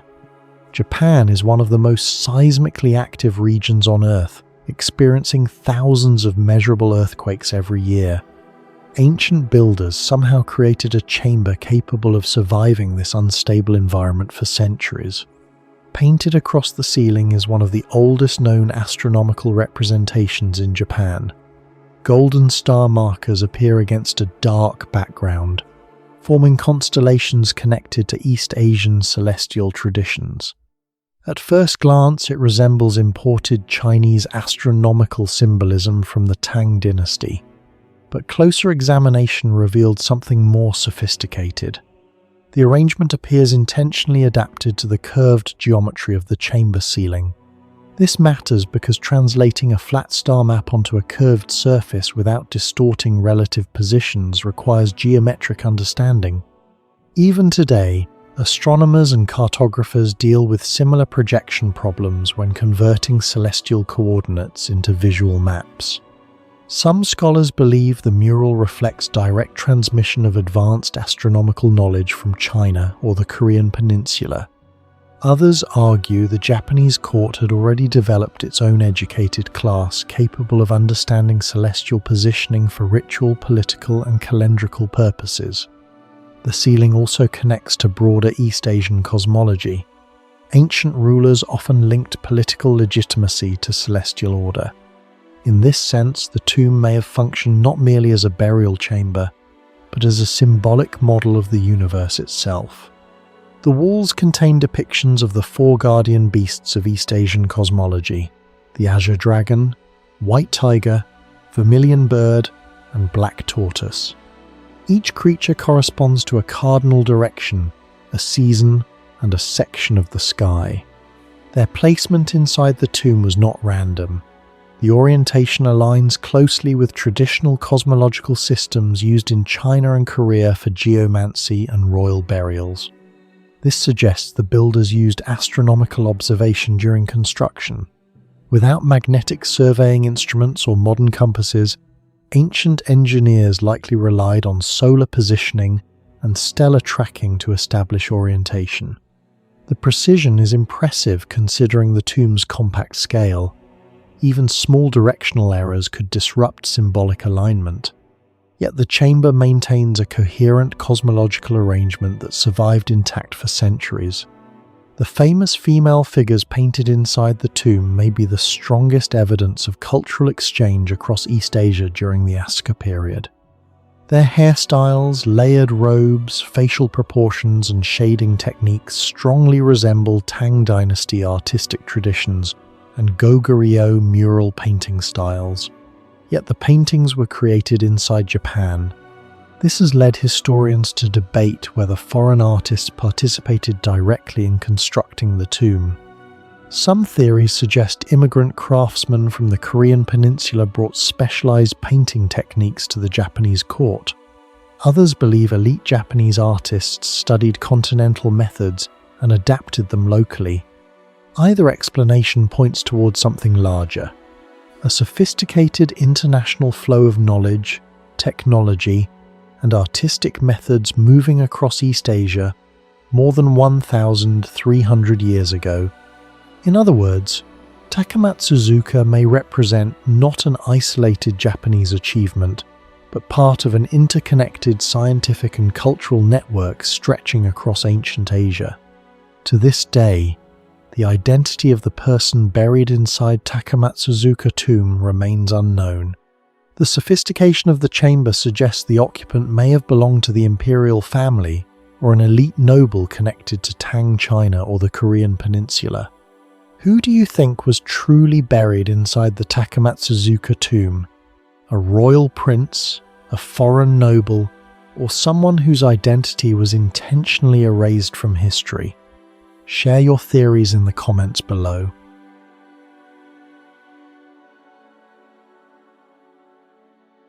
Ceibal lies deep inside the dense forests of Petén, southwestern Guatemala, near the Pasión River, a region now considered one of the most important archaeological zones in Mesoamerica. The site was first reported in the late 19th century by explorer Federico Artes, but it remained largely isolated because of the surrounding jungle and difficult terrain. Major scientific excavation only began in the 1960s, when Harvard University launched large-scale investigations under archaeologist Gordon Willey. The first discoveries shocked researchers immediately. Massive ceremonial plazas, stone monuments, pyramids, and carved stelae emerged from beneath layers of vegetation. But the real surprise came decades later through radiocarbon dating and deeper stratigraphic excavation. Archaeologists discovered that some ceremonial constructions at El Ceibal dated back to around 950 BCE to 800 BCE. At the time, This completely disrupted accepted theories about early Maya civilization. Until then, many scholars believed the Maya only began building monumental ceremonial architecture centuries later. Yet Ceibal revealed something radically different: large-scale urban planning, astronomical alignment, and organized labor appearing far earlier than expected. Each new excavation season uncovered more contradictions. Beneath later temples, archaeologists found older buried plazas and ritual platforms, suggesting the city had undergone repeated reconstruction cycles for centuries. LiDAR scans conducted in recent years revealed extensive hidden structures beneath the forest canopy, indicating that what has been excavated may represent only a small fraction of the original city.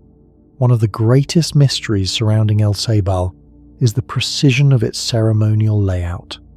At the center of the site stands an architectural arrangement known as an E-group, a ceremonial complex aligned with solar movements.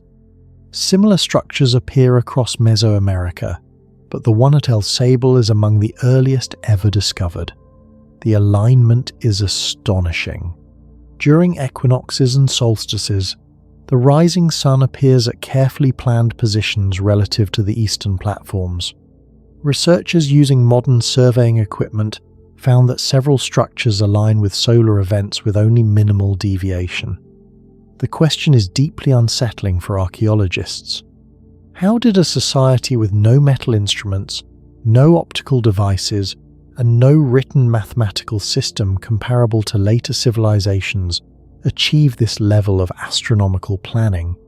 To create such alignments, the builders would have required long-term observation of solar cycles, stable horizon markers, accurate geometric measurement, multi-generational knowledge transfer, and centralized coordination of construction. Some researchers estimate observations would need to continue for decades to achieve reliable seasonal calibration. Yet evidence suggests these alignments were implemented astonishingly early in Maya development. Even more mysterious is the resemblance between Ceibal's ceremonial planning and older Olmec traditions from the Gulf Coast. Certain construction patterns suggest that astronomical knowledge may have spread through long-distance intellectual exchange networks centuries before historians once believed possible. Compared to many Bronze Age settlements in Europe around the same period, Ceibal demonstrates urban astronomical planning on a much larger and more organized scale. The terrain around Ceibal was never naturally suited for monumental urban construction. The Maya transformed uneven tropical land into enormous ceremonial plazas covering tens of thousands of square meters. This required moving staggering quantities of earth, limestone fill, and compacted sediment entirely by human labor. Archaeologists studying soil composition discovered something remarkable beneath the plazas. The Maya did not simply pile dirt randomly. Instead, they created layered engineered foundations remarkably similar to modern geotechnical stabilization systems. Excavation profiles revealed coarse limestone layers for drainage, intermediate compacted soil fills, hardened clay and lime surfaces above, and carefully angled surfaces to control water runoff. These engineering decisions were critical in a rainforest environment where annual rainfall often exceeds 2,000 millimeters. Without advanced drainage and stabilization, large plazas would rapidly collapse from erosion and subsidence. Yet many surfaces survived for more than 2,000 years. Researchers comparing Ceibal to other early urban centers noted that the scale of land modification rivaled some much later civilizations. The city effectively reshaped parts of the jungle landscape into an artificial ceremonial environment. What remains unclear is how labor was organized so early. The amount of coordinated manpower required suggests sophisticated political authority already existed, centuries before historians once believed the Maya had developed true state-level systems. Among the most underestimated technologies at Ceibal was the production of lime plaster, a process requiring surprisingly advanced thermal control. The brilliant white surfaces covering plazas, stairways, and ceremonial platforms were made from calcined limestone. To create this material, the Maya had to heat limestone to temperatures between roughly 700 and 900 degrees Celsius. That may sound simple today. In reality, it represents a major engineering achievement. Producing lime at those temperatures required controlled combustion environments, sustained high heat for many hours, large quantities of fuel, understanding of material transformation, and specialized labor systems. Experimental archaeologists attempting to replicate ancient lime production found that enormous amounts of wood were needed to sustain temperatures high enough to chemically transform limestone into quicklime. Some estimates suggest that producing plaster for major ceremonial complexes consumed thousands of tons of timber over long periods. Environmental studies in parts of the Maya lowlands even indicate that intensive lime production may have contributed to regional deforestation centuries later. But the greatest mystery is this: very few large industrial kiln systems have been conclusively identified at El Ceibal itself. If the city required massive amounts of lime plaster, where were the production centers?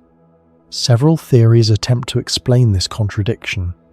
One possibility is that many kilns remain buried beneath jungle sediment and unexcavated structures. Another suggests the Maya used highly efficient temporary firing systems that left minimal archaeological traces. Some researchers even argue that the Maya developed firing techniques more fuel efficient than previously assumed. The chemistry itself is also impressive. Lime plaster surfaces at many Maya sites exhibit remarkable hardness and water resistance. Microscopic analysis shows carefully prepared mixtures with varying aggregate compositions, suggesting deliberate experimentation with material properties. In some cases, Maya plaster has survived tropical humidity longer than certain early Roman lime surfaces exposed in similar conditions. This forces researchers to confront an uncomfortable reality. Ancient Maya material science may have been significantly more advanced than earlier generations of archaeologists assumed. El Ceibal is famous for its carved stone stelae, many depicting rulers, rituals, warfare, and dynastic events spanning centuries. Yet these monuments also create new mysteries. Several inscriptions and artistic styles differ noticeably from those found in major classic Maya cities such as Tikal or Palenque. Some iconography appears influenced by external regions, including central Mexico and Gulf Coast traditions. This has led to theories that El Ceibal functioned as a crossroads of political and intellectual exchange rather than an isolated Maya city. Archaeologists uncovered evidence that some monuments were deliberately broken, buried, or repositioned during later rebuilding phases. This suggests political upheaval, ritual destruction, or attempts to erase earlier dynasties from public memory. Even today, parts of the inscriptions remain difficult to interpret fully. Certain royal lineages appear inconsistent with known regional histories, creating gaps in the broader timeline of Maya political development. The city almost feels as though parts of its history were intentionally rewritten. What do you think truly caused the collapse of a civilization as advanced as the Maya? Share your thoughts in the comments below. Far out in the deserts of northwestern New Mexico, Fajada Butte does not look like one of the world's great ancient mysteries. It is not a pyramid, nor a massive stone fortress. Yet near its summit lies something many archaeologists still struggle to explain: a natural rock formation that behaves like a precision astronomical instrument. For nearly 1,000 years, thin blades of sunlight have crossed carved spirals on the cliff face with astonishing accuracy, marking the solstices and possibly even the complex cycles of the moon. The deeper researchers looked into Fajada Butte, the more disturbing the implications became. Because if this system was intentional, then the ancient Chaco people possessed astronomical knowledge far beyond what historians once believed possible for North America around AD 1000. The mystery remained hidden until 1977, when artist and researcher Anna Sofer climbed the steep slopes of Fajada Butte during a summer solstice expedition. Near the summit, she noticed something extraordinary as the sun moved overhead. A razor-thin shaft of light slowly crossed the center of a spiral petroglyph carved into the cliff wall. The effect lasted only minutes, but it was precise enough to immediately raise questions. At first, the phenomenon seemed impossible to believe, yet repeated observations confirmed that it was real. During the summer solstice, a single dagger of light pierced the center of the large spiral. During the winter solstice, two blades of light framed the spiral differently, while at the equinoxes another pattern appeared entirely. The source of the effect came from three massive sandstone slabs leaning against the cliff.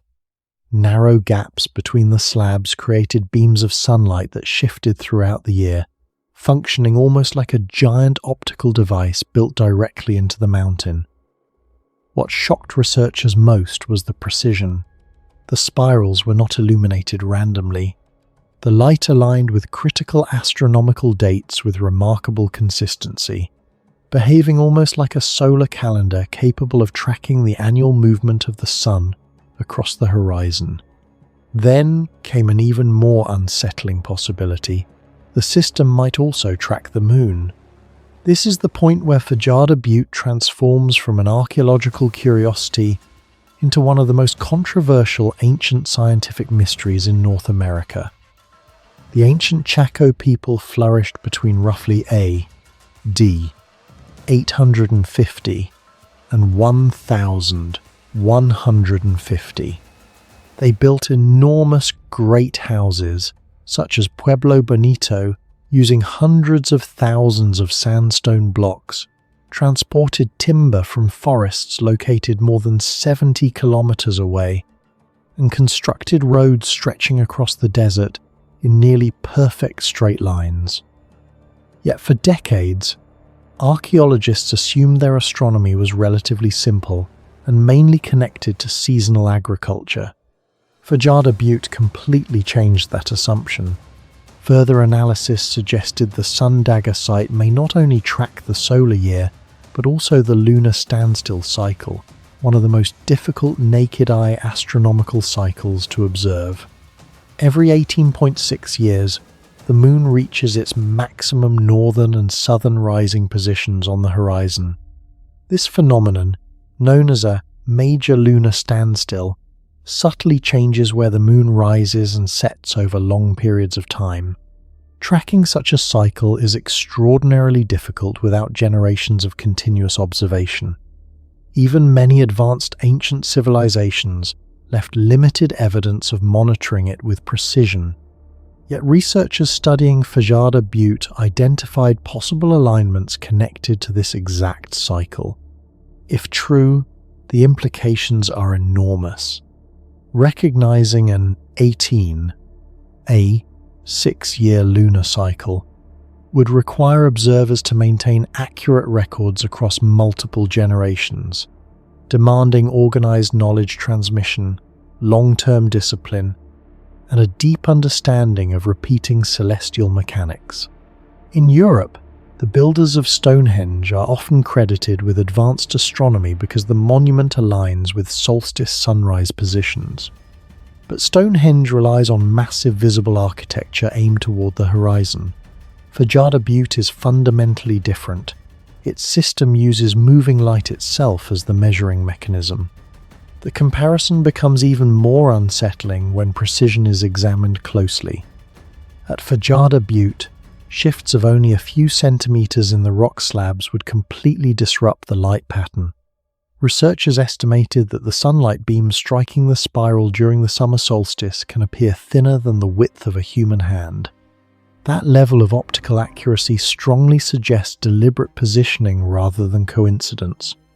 And yet the Chaco people had no telescopes, no metal instruments, no known written mathematical system, and no mechanical clocks, only stone, sunlight, and extraordinary patience. The greatest mystery may not be the astronomy itself, but the engineering required to create the phenomenon. The sandstone slabs producing the light beams weigh hundreds of kilograms and stand on a narrow ledge near the summit of the butte, approximately 135 meters above the canyon floor. The region experiences powerful winds, severe temperature fluctuations, erosion, and seasonal environmental shifts, yet the alignment functioned reliably for centuries.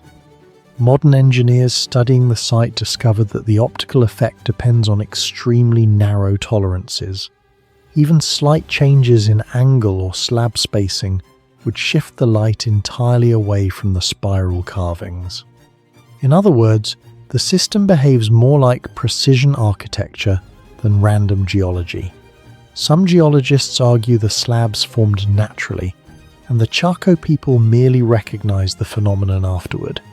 However, critics of that explanation point to the improbability of multiple astronomical alignments occurring accidentally on the same carved spirals. The debate intensified after tourism damaged the site during the 20th century. Thousands of visitors climbed the fragile area, slightly shifting the slabs and weakening the accuracy of the light patterns. Ironically, the damage itself revealed how precise the original alignment had once been. Small movements were enough to disrupt the entire phenomenon. This created another disturbing question. If the rocks were intentionally positioned, how did the Chaco people achieve such stability without mortar, cranes, or advanced engineering tools? No definitive answer exists. The sun dagger may not have been an isolated system.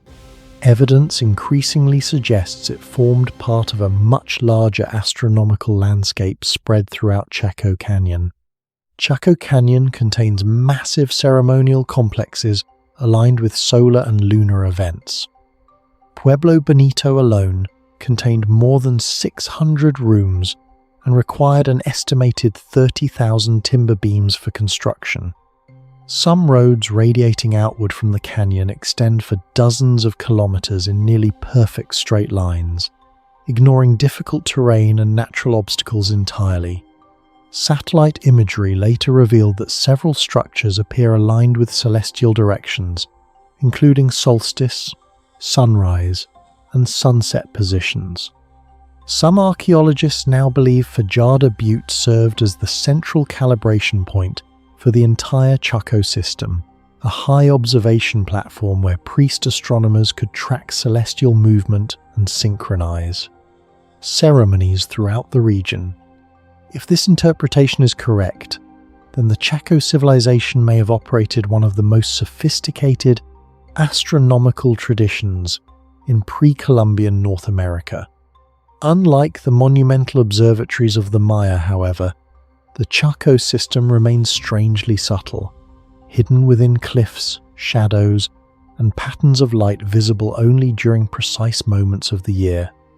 Do you think the sun dagger was intentionally engineered by the ancient Chaco people, or could such incredible precision really be just a coincidence of nature? Share your thoughts in the comments below.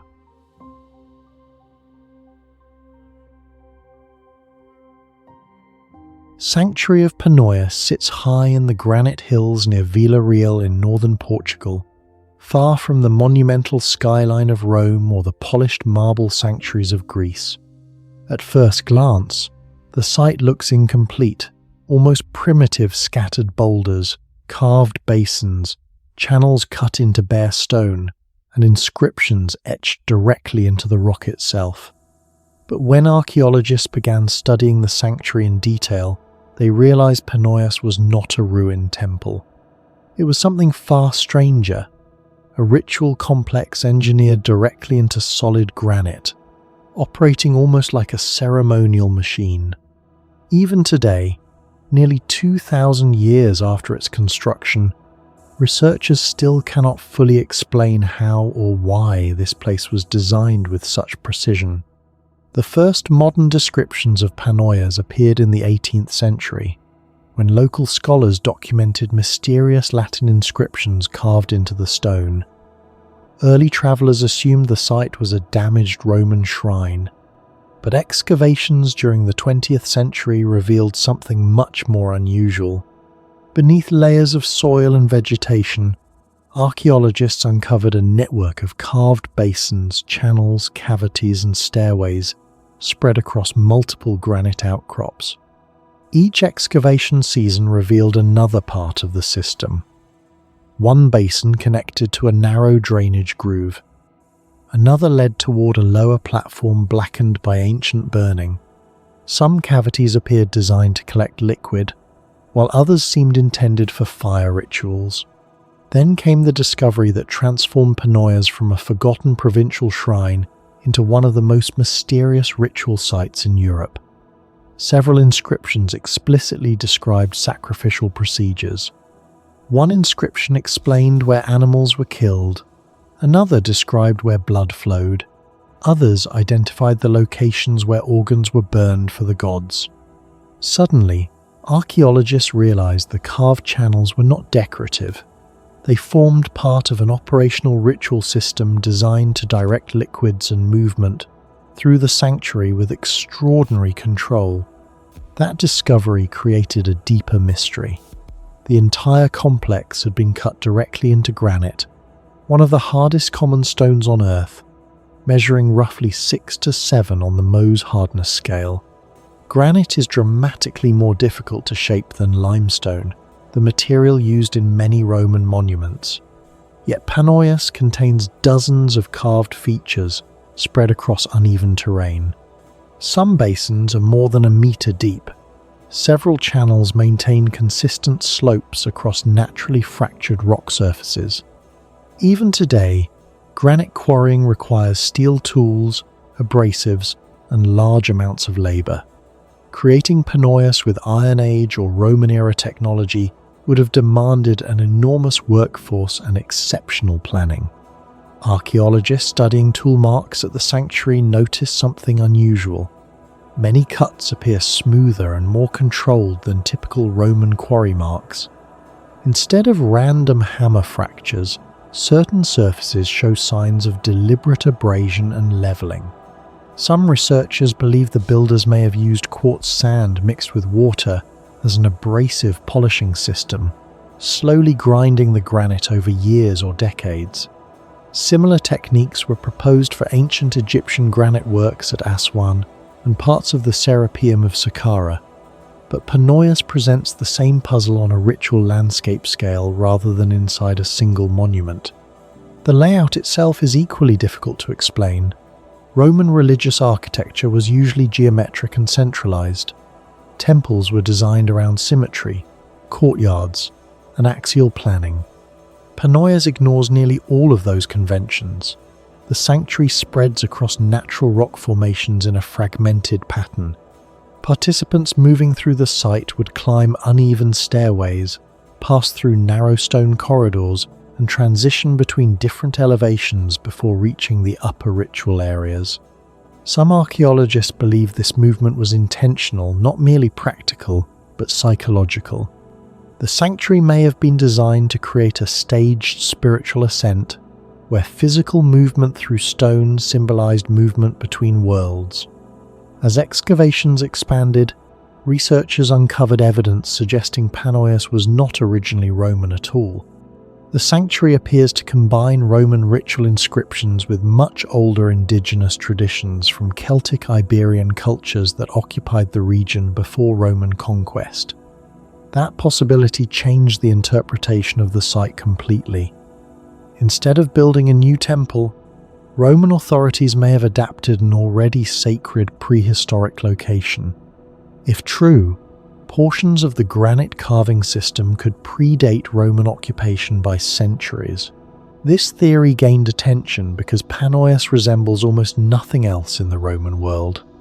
Comparisons have been made to Celtic sanctuaries in Gaul, where rituals occurred outdoors near natural rock formations and springs rather than inside enclosed temples. Yet even those parallels fail to explain the engineering precision visible at Panoyas. Certain channels are only a few centimeters wide, but maintain remarkably stable flow gradients. Some basins appear positioned to maximize rainwater collection.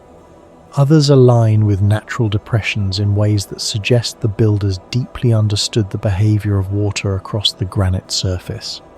Modern laser scanning added another layer to the mystery.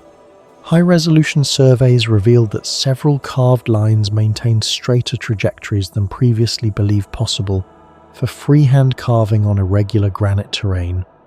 In some places, the cuts follow the rock's natural fracture patterns with astonishing efficiency, minimizing the amount of stone removal needed. This suggests the builders were not simply carving randomly into rock. They possessed detailed geological knowledge and intentionally exploited the granite's structural weaknesses to reduce labor. Another unexplained feature involves acoustics. Visitors standing between certain rock formations at Panoyas experience unusually strong echo effects. Voices reflect sharply across the stone surfaces, especially during low wind conditions. Some researchers suspect the sanctuary's builders deliberately selected the site for its sound properties. During nighttime rituals illuminated by fire, chanting or ceremonial speech would have reverberated through the granite corridors, creating an overwhelming sensory experience. In this sense, Panoyas may have functioned less like a temple and more like a controlled ritual environment designed to manipulate sound, movement, light, and liquid simultaneously. The inscriptions themselves remain among the most extraordinary discoveries at the site. Ancient religious complexes rarely contain such direct operational descriptions, but at Panoyas, the texts almost read like ritual instructions. One inscription specifies that the blood of sacrificial animals was poured into designated cavities. Another identifies the exact area where entrails were burned. This level of procedural detail is extremely uncommon in Roman religious sites. It transforms the sanctuary from a symbolic sacred place into something closer to a functional ceremonial apparatus.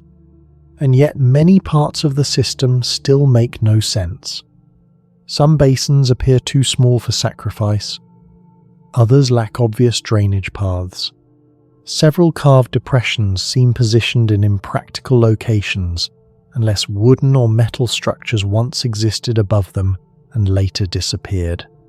Archaeologists suspect much of the sanctuary's original operational system may have included organic components that decayed long ago, leaving behind only the granite framework. Even the sanctuary's visual design raises questions. Unlike monumental Roman temples intended to dominate the landscape, Panoyas hides within it. The granite outcrops blend into the hillside, making the sanctuary difficult to recognize from a distance. This concealment may have been intentional. Some historians believe the rituals conducted there were restricted to initiates rather than public ceremonies. The fragmented layout, hidden basins, and isolated ritual stations would have reinforced secrecy and controlled access. What do you think Panoyas truly was, a Roman sanctuary, a forgotten prehistoric ritual machine, or something far more advanced than historians currently understand?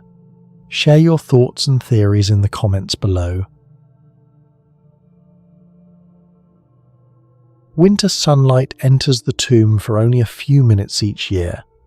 Yet during that brief moment, a narrow beam travels through an 11-meter stone corridor and illuminates the inner chamber with astonishing precision. No computers, no metal tools, no written mathematics, just stone, earth, and a civilization that existed more than 5,000 years ago on the windswept islands north of Scotland. Maeshowe is often described as a Neolithic burial mound, but many archaeologists now believe that explanation barely scratches the surface, because hidden beneath its grassy exterior is one of the most technically sophisticated prehistoric structures ever discovered in northern Europe. Located in Orkney, a remote archipelago battered by North Atlantic storms, Maeshowe was constructed around 2800 BCE, making it older than Stonehenge in its final form and roughly contemporary with the earliest Egyptian pyramids.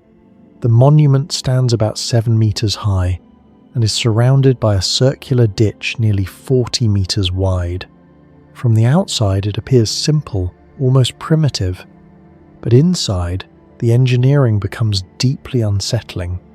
Every angle, every stone, and every measurement seems to follow a level of precision historians once believed impossible for Neolithic Britain. The site remained sealed for centuries until it was excavated in 1861 by archaeologist James Farrar. Local legends had long claimed the mound was haunted or connected to ancient giants. When workers finally broke into the structure, they discovered a perfectly preserved stone chamber deep within the hill. They also uncovered something unexpected: Viking runes carved into the walls during the 12th century. These inscriptions would later become one of the largest collections of Norse graffiti ever found inside a prehistoric monument. But the runes were only the beginning. The true mystery emerged when researchers realized the entire structure had been engineered around the movement of the winter solstice sun. Every year around December 21st, as the sun sets at its lowest point on the horizon, light enters the narrow entrance passage of Maeshowe and travels directly into the central chamber. The alignment is so exact that the sunlight penetrates the tomb for only a short period, lasting several minutes before disappearing again for another year. Modern surveys show the corridor deviates by only a tiny fraction from the exact solar alignment required for the phenomenon to occur. This means the builders possessed a detailed understanding of seasonal solar motion, horizon positioning, and geometric orientation, thousands of years before advanced astronomical instruments existed in Northern Europe. What makes this even more disturbing is the environment in which the monument was built. Orkney lies at nearly 59 degrees north latitude, where winter sunlight is weak, low, and difficult to track accurately. Unlike Egypt, where skies are dry and horizons clear, Orkney's climate is dominated by fog, rain, and storms. Calculating the precise angle of the winter solstice sunset under those conditions would have required decades of observation across multiple generations. Some archaeoastronomers compare the achievement to the solar alignments at Newgrange in Ireland, but many argue Maeshowe is even more precise because of the narrowness and length of its entrance corridor. A deviation of even 1 degree would prevent the sunlight from reaching the inner chamber correctly. And yet the mysteries go far beyond astronomy. The central chamber of Maeshowe is constructed from enormous sandstone slabs weighing several tons each. The stones fit together with extraordinary tightness, despite the complete absence of mortar. Even more puzzling is the quality of the stonework itself. Many surfaces appear unnaturally flat and carefully dressed, despite the fact that the builders belong to a culture still officially categorized as Stone Age. Archaeologists believe they used hammerstones made from harder rock, combined with abrasion techniques involving sand and water, but replicating the same precision today, using only Neolithic tools, remains extremely difficult. The geometry inside the monument is equally remarkable. The chamber forms an almost perfect square, measuring approximately 4.6 meters on each side. Branching from the chamber are 3 smaller side cells aligned with careful symmetry. The walls rise vertically before transitioning into a corbelled vault ceiling, where layers of stone gradually overlap inward until they meet at the top. This roofing technique appears in later monumental architecture across the Mediterranean, yet Maeshowe predates many of those structures by centuries or even millennia. Engineers studying the monument have pointed out something extraordinary about the ceiling design. The overlapping stones redirect pressure outward instead of downward, distributing the enormous weight of the earth mound surrounding the chamber. In other words, the builders understood practical load distribution without formal mathematics or written engineering theory. More astonishingly, the structure has survived over 5,000 years of harsh climate, heavy winds, and ground pressure with minimal collapse. Some sections remain almost perfectly stable today. Then there is the issue of waterproofing. Orkney receives constant moisture from Atlantic weather systems, yet the interior of Maeshowe has remained surprisingly dry for thousands of years. Researchers discovered that the monument sits on a carefully prepared clay platform beneath the mound. Around the structure, hidden drainage systems channel rainwater away from the chamber. Layers of turf and compacted earth above the stonework help absorb and redirect moisture before it can penetrate the tomb. This suggests the builders possessed a sophisticated understanding of hydrology and long-term structural preservation. In practical terms, Maeshowe behaves less like a primitive grave and more like a carefully engineered environmental system. Transporting the stones may be the greatest mystery of all. The sandstone blocks used in construction likely originated several kilometers away. Some weigh over 30 tons. Yet around 2800 BCE, there were no wheels in Orkney, no metal cranes, and almost no forests large enough to provide abundant timber rollers. Experimental archaeologists have proposed sledges, rope systems, and seasonal transport across frozen ground, but none of these theories fully explain how such massive stones were moved and positioned with extreme accuracy. The logistics alone would have required organized labor, planning, food distribution, and leadership on a scale rarely associated with Neolithic island communities. This has forced historians to rethink the people who built Maeshowe. Traditional models once portrayed Neolithic Europeans as relatively simple agricultural societies focused mainly on survival. But monuments like Maeshowe suggest something very different.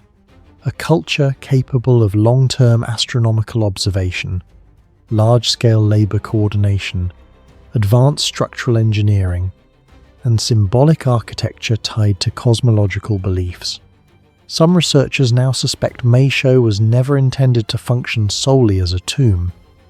Excavations uncovered surprisingly few human remains compared to what would be expected from a major communal burial site. Instead, many believe the monument served ceremonial or astronomical purposes connected to death, rebirth, and the annual return of light after the darkest days of winter. The winter solstice alignment may have symbolized a passage between worlds, transforming the chamber into a ritual machine synchronized with the cosmos itself. The Viking runes carved into the walls centuries later only deepened the monument's aura of mystery. Several inscriptions mention hidden treasure and strange events inside the mound. One Norse carving even claims, "The man who is most skilled in runes west of the ocean carved these." Another warns of danger connected to the site. Whether these were jokes, rituals, or genuine fears remains unknown, but even the Vikings warriors feared across Europe clearly regarded Maeshowe as a place of immense power. What do you think Maeshowe truly was a tomb, an ancient astronomical machine, or evidence of knowledge far ahead of its time? Share your thoughts in the comments below. Fulacht Fiadh was never discovered in a single dramatic excavation like Tutankhamun's tomb or Pompeii. Instead, archaeologists slowly realized that strange blackened mounds scattered across Ireland were all part of the same ancient phenomenon. More than 4,000 sites have now been identified, making Fulacht Fiadh one of the most common archaeological structures in Ireland. Most were found during peat cutting, road construction, or aerial surveys. Farmers repeatedly uncovered layers of cracked stone mixed with charcoal near streams and marshes. Early archaeologists initially dismissed them as simple refuse dumps. But by the 20th century, excavations revealed a repeating pattern almost everywhere. A horseshoe-shaped mound of heat-shattered stones surrounding a wooden or stone-lined trough filled with water. Radiocarbon dating placed many sites between 2000, 200 and 500 BCE during the Bronze Age. That immediately created a mystery. Bronze Age Ireland was not an urban civilization like Egypt or Mesopotamia. It had no monumental stone cities, no pyramids, and no large written record. Yet somehow, people across the island were operating what appeared to be a massive thermal processing network for nearly 2,000 years. Some Fulacht Fiadh sites contain several tons of burned sandstone fractured by extreme temperature change. In a few locations, archaeologists estimated that hundreds of thousands of stones had been heated and discarded over centuries. The scale suggests repeated industrial-level activity rather than occasional cooking fires. Even more mysterious is their geographic distribution. Many sites appear in isolated wetlands far from permanent settlements. Others are clustered unusually close together, almost like specialized production zones. This raised a question that still remains unanswered today. What exactly were Bronze Age people in Ireland doing with enormous quantities of boiling water? Excavations revealed that the heart of every Fulacht Fiadh was a trough capable of holding large volumes of water. Some were carved from massive oak trunks. Others were constructed using wooden planks sealed with clay. Nearby sat fire pits filled with stones blackened by repeated heating. Archaeologists eventually reconstructed how the system likely worked. Stones were heated in large fires until reaching temperatures between approximately 600 and 900 degrees Celsius. The glowing rocks were then transferred into water-filled troughs, rapidly heating the water to near boiling point. Experimental archaeology produced astonishing results. In several modern reconstructions, researchers managed to heat more than 300 litres of water to nearly 100 degrees Celsius within minutes, using only heated stones. Meat could be cooked efficiently without metal cauldrons. Water temperatures could be maintained for hours by continuously replacing cooled rocks. The engineering implications are far more impressive than they first appear. Water absorbs heat slowly and requires massive energy transfer to reach boiling temperature. Modern thermodynamic calculations show that sustaining repeated boiling cycles at this scale would require careful management of fuel, stone selection, water flow, and thermal shock resistance. Not all rocks could survive the process. Many stones explode violently when rapidly heated and cooled. Yet Fulacht Fiadh builders repeatedly selected specific local sandstone types that fractured predictably without catastrophic bursting. Some researchers believe Bronze Age workers possessed practical thermal material knowledge developed through centuries of experimentation. The wooden troughs themselves are equally mysterious. Exposing wood to near boiling water repeatedly should warp and split the structure. Yet several excavated troughs show remarkable durability. Oak timbers preserved in bog environments reveal sophisticated carpentry joints and waterproofing techniques, despite the absence of iron nails or modern sealants. To some engineers, Fulacht Fiadh represents an overlooked form of prehistoric thermal engineering, a system optimized entirely through empirical knowledge long before formal science existed. Each major excavation seemed to deepen the mystery rather than solve it. At Ballyverney in County Cork, archaeologists uncovered preserved wooden troughs alongside thick charcoal deposits, confirming that controlled heating played a central role. But very few food remains were found nearby. At sites in County Clare and County Galway, excavators discovered sophisticated water management systems. Some troughs were connected to channels that continuously refreshed water from nearby streams. That suggested sustained large-scale operation rather than occasional feasting. At Rathpatrick in County Kilkenny, evidence emerged of temporary shelters built beside the burned mounds. This implied that people may have spent extended periods operating the sites, yet no clear evidence of villages or permanent habitation appeared nearby. One of the strangest discoveries came when microscopic analysis revealed surprisingly low concentrations of animal fat residues at several sites. If these places were primarily cooking facilities, archaeologists expected far more biological remains. Instead, some Fulacht Fiadh sites contained chemical traces associated with plant processing, leather treatment, or brewing activity. This triggered a wave of alternative theories. Perhaps the sites functioned as giant prehistoric breweries. Experimental archaeologists demonstrated that heated stones could maintain temperatures ideal for mashing grain during beer production. Others proposed that the boiling water was used for tanning hides or processing textiles. Another theory suggested ritual use. Fire and water held enormous symbolic importance in Bronze Age Europe.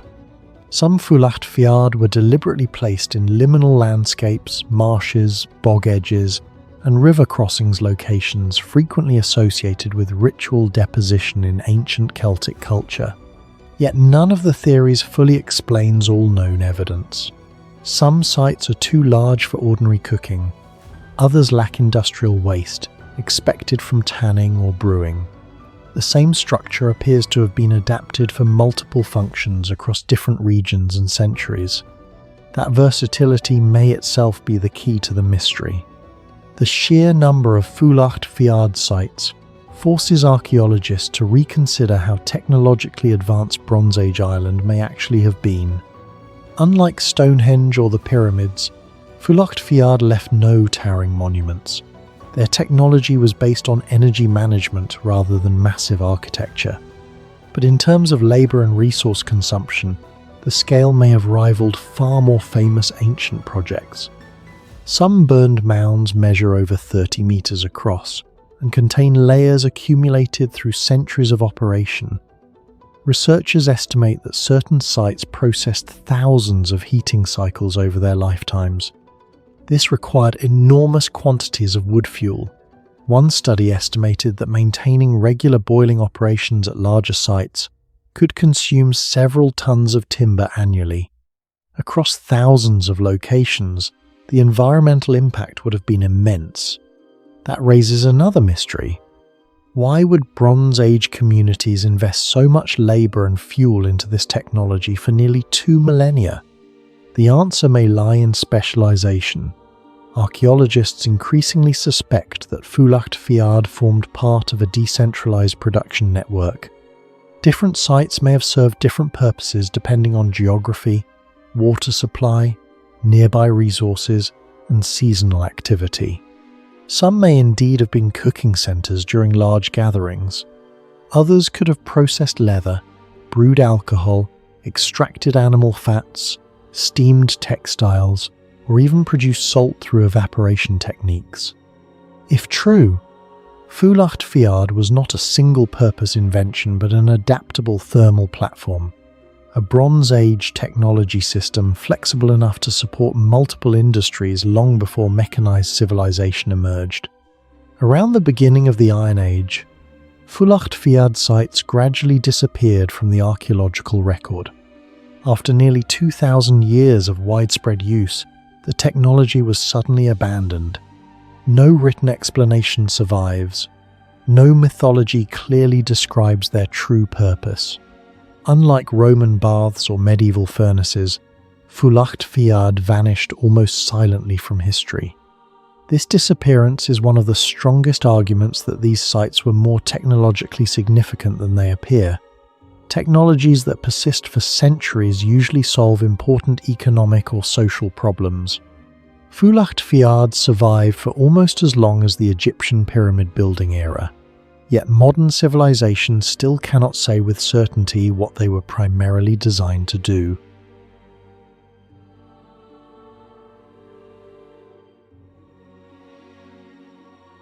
Centuries before Europe's great Gothic cathedrals rose above Paris or Cologne, a massive stone structure stood on the windswept frontier between empires, surrounded by deep ravines and volcanic plains near what is now eastern Turkey. Cathedral of Ani was completed around the year 1001 inside the medieval Armenian capital of Ani, a city once known as the City of 1001 Churches. But the greatest mystery surrounding this cathedral is not its age. It is the fact that many of its engineering principles appear centuries ahead of their time. Its pointed arches resemble Gothic architecture, long before Gothic architecture officially existed. Its walls contain hidden structural techniques that helped it survive earthquakes for nearly 1,000 years. And perhaps most mysterious of all, the cathedral seems to manipulate sunlight with a level of astronomical precision that historians still cannot fully explain. The ruins of Ani sit near the Ahurian River on the border between modern Turkey and Armenia, more than 1,300 meters above sea level. The region experiences harsh winters, violent winds, and repeated seismic activity. Yet despite invasions, abandonment, and multiple major earthquakes, large portions of the cathedral still stand. Even today, engineers studying the ruins are surprised by how much of the original structural skeleton survived. Ani itself was rediscovered gradually during the 19th century as Russian and European scholars began surveying the Caucasus frontier. Archaeologist Nikolai Marr conducted some of the first major excavations between 1892 and 1917, uncovering streets, palaces, churches, underground chambers, and defensive walls spread across nearly 100 hectares. What shocked researchers was the scale of the city. Historical estimates suggest Ani may once have held over 100,000 inhabitants during the 10th and 11th centuries, making it one of the largest urban centres in the medieval world.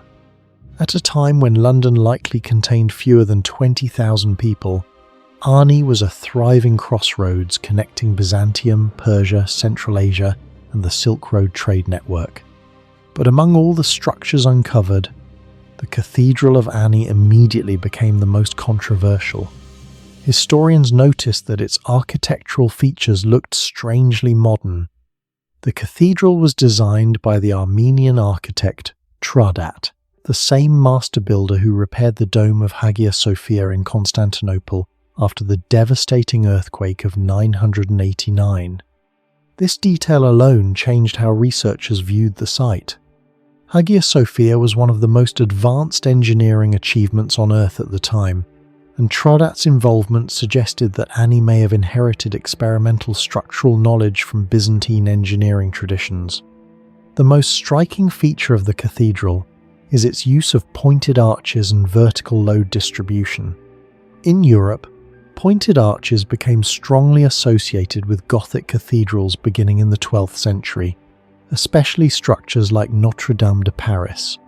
Yet Ani predates many of them by more than a century. The pointed arch was not merely decorative. Structurally, it redirected weight downward more efficiently than traditional Roman semicircular arches, reducing lateral pressure on walls and allowing taller, lighter interiors. Modern engineering analysis confirms that this design dramatically improves stability in large stone buildings. What makes this so mysterious is the timeline. According to traditional architectural history, Gothic engineering evolved gradually in Western Europe. But Ani suggests that some of the core principles already existed in Armenia generations earlier. Some historians believe crusaders, merchants, and Byzantine builders may have carried these ideas westward through cultural contact. Others argue the similarities are coincidental, yet the structural mathematics are difficult to ignore. The precision of the masonry creates another major puzzle. The cathedral was built primarily from volcanic tuff and basalt stone, materials that are durable but difficult to shape accurately using medieval iron tools. Many stone blocks fit together with extremely narrow joints, some with barely visible gaps. Laser measurements conducted during restoration studies revealed unusually consistent geometric alignment across surviving sections of the structure. Achieving this level of precision without modern surveying equipment would have required remarkable planning and craftsmanship. Some researchers have focused on the tool marks themselves. Certain cuts appear unusually smooth and deep, leading to debates about the quality of Armenian metallurgy during the Bagratid period. While there is no evidence of lost advanced machines, the workmanship suggests a highly developed stoneworking industry with tools far superior to what is often assumed for the region and era. In some sections, the stone finishing resembles the refined carving quality seen centuries later in Italian Renaissance architecture. Yet perhaps the most astonishing aspect of the cathedral is its earthquake resistance. Ani lies in one of the most seismically active regions of the Caucasus. Historical records mention repeated destructive earthquakes, including major events in 1319 and later centuries. The cathedral's dome eventually collapsed, but much of the supporting framework endured. Engineers studying the ruins discovered evidence of hidden structural adaptation techniques inside the walls and support systems. Certain wall sections contain internal cavities and layered construction patterns that appear designed to absorb and redistribute seismic energy. Instead of transmitting the full force of ground motion directly upward, these features may have helped dissipate vibrations across multiple structural zones. Some specialists compare the concept to primitive seismic damping systems. Even more impressive, the cathedral demonstrates forms of structural redundancy.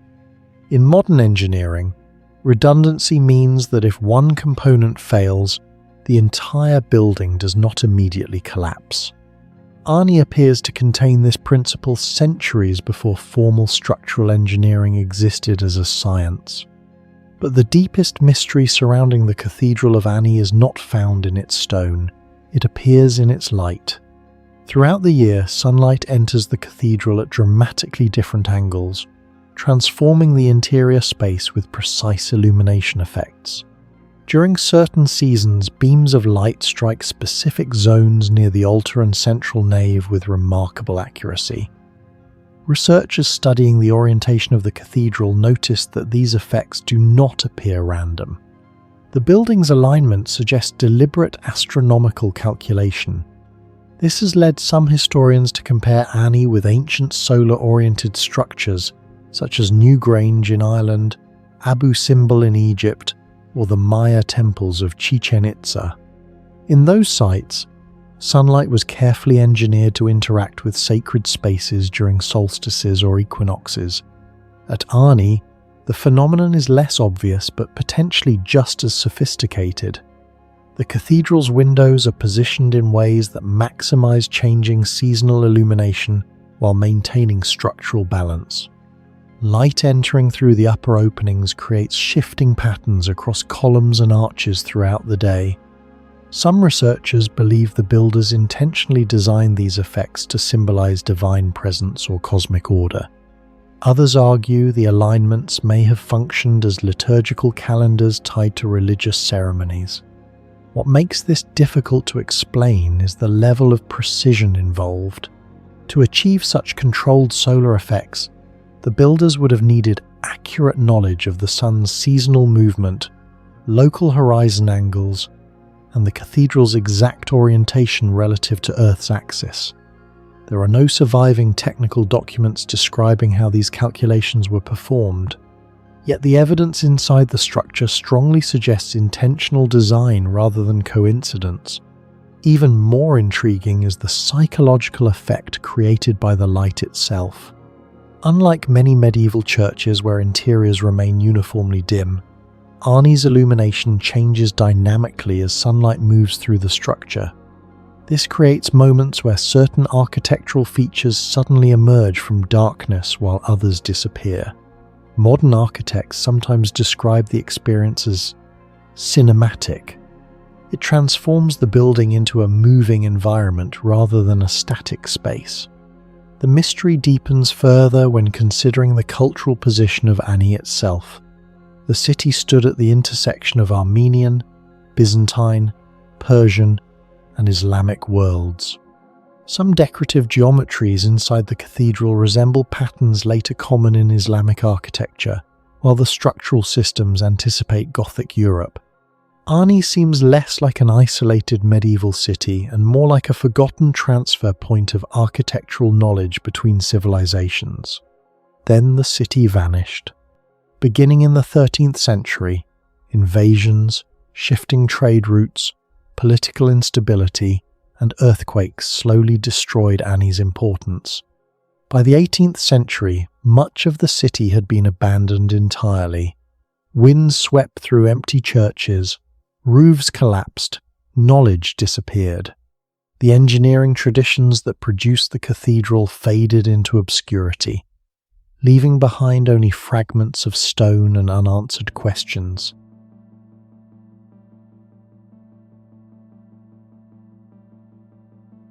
In the desert region of Sharjah in the United Arab Emirates, Mleiha Archaeological Centre appears at first like nothing more than endless dunes and barren rock. But beneath this silent landscape lies evidence of one of the most mysterious ancient desert civilizations ever discovered in Arabia. Archaeologists uncovered massive tombs, advanced water systems, imported Greek coins, Indian trade goods, and traces of surprisingly sophisticated metallurgy buried under the sand.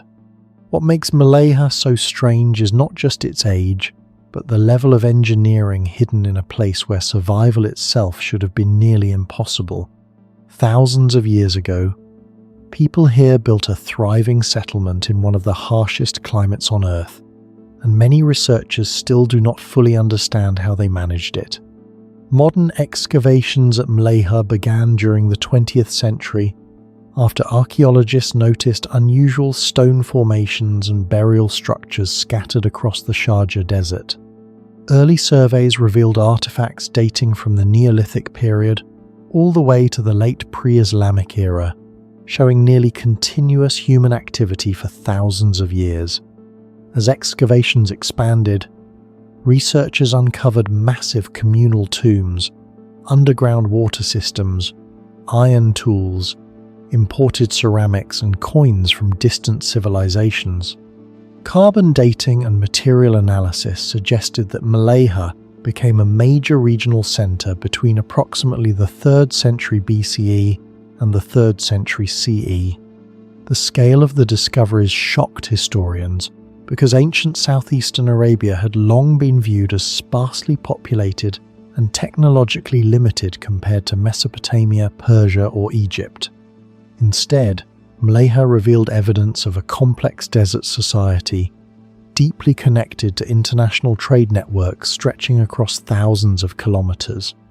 One of the greatest mysteries surrounding Mleiha is how such a large settlement survived in an environment where summer temperatures often exceed 45 degrees Celsius and annual rainfall remains extremely low. Satellite mapping and excavations uncovered evidence of wells, underground channels, and carefully engineered water collection systems. Some wells were dug through extremely hard rock layers with remarkable precision.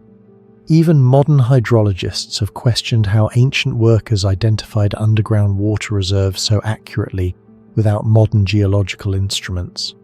Researchers discovered that several channels maintained incredibly slight gradients, allowing water to flow steadily over long distances without eroding the system. This level of hydraulic control resembles techniques later seen in Roman aqueduct engineering or Persian qanat systems. Yet parts of Mleiha may predate or develop independently from those famous technologies. Scientists studying ancient climate records estimate that even during wetter periods, this region would still have faced severe water scarcity. This means the people of Mleiha likely possessed highly refined knowledge of seasonal groundwater movement, desert geology, and water conservation techniques that remain only partially understood today. The burial complexes at Mleiha are among the most mysterious structures ever found in ancient Arabia. Some tombs were constructed using enormous stone blocks fitted together with surprising geometric accuracy. Several graves contain carefully arranged camel skeletons buried alongside elite individuals. This suggests camels were not only economic assets but symbols of power, status, or religious significance. In some cases, entire camel burials appear ritualistic, indicating a belief system more complex than previously assumed for desert societies of this period. Archaeologists also discovered tomb orientations that appear linked to astronomical events. Some entrances align closely with the rising positions of specific stars or seasonal solar points. Although researchers remain cautious about overinterpreting these alignments, the precision has fueled speculation that Mleiha's inhabitants possessed advanced observational astronomy. The preservation of many structures is equally puzzling. Despite thousands of years of exposure to intense heat, sandstorms, and erosion, sections of walls and chambers remain remarkably stable. Material analysis identified mineral compounds within certain mortars and stone coatings that may have enhanced thermal resistance. Some engineers have compared their durability to specially treated desert architecture, developed much later in the Islamic world. Mleiha occupied a strategic location connecting southern Arabia, Mesopotamia, Persia, and the Indian Ocean trade system. Maintaining such long-distance caravan routes across open desert required extraordinary navigation skills. Researchers believe ancient traders traveling through Mleiha may have used stars as navigational reference points with a level of sophistication comparable to Polynesian ocean navigators. Certain pathways discovered around the settlement maintain remarkably consistent directional patterns across long distances. Without compasses or modern maps, desert travelers depended on memorized celestial positions, wind patterns, rock formations, and seasonal star movements. The night sky over Arabia would have provided exceptionally clear visibility, allowing experienced navigators to travel with impressive accuracy. Some archaeologists argue that Mleiha may have functioned as a desert navigation hub, where knowledge of astronomy and geography became essential for survival and commerce. If true, much of that knowledge disappeared completely after the settlement declined, leaving only fragments preserved in oral traditions and scattered archaeological remains. The most astonishing discoveries at Mleiha involve metallurgy and international trade. Excavations uncovered Greek coins, South Arabian inscriptions, Indian ivory fragments, Mesopotamian ceramics, and evidence of long-distance commercial exchange stretching across multiple civilizations. This was not an isolated desert village. It was part of a massive economic network connecting the Mediterranean world, Persia, India, and Arabia. Some historians compare Mleiha's position to a desert version of later Silk Road trade hubs. But the real mystery lies in the metalworking technology discovered at the site. Researchers found iron weapons, tools, and metallurgical waste products, indicating local production rather than simple importation. Chemical analysis of several artifacts showed surprisingly controlled carbon content and evidence of advanced heating processes. Producing iron in a desert environment presents enormous technical challenges. Ancient furnaces required sustained temperatures above 1,200 degrees Celsius.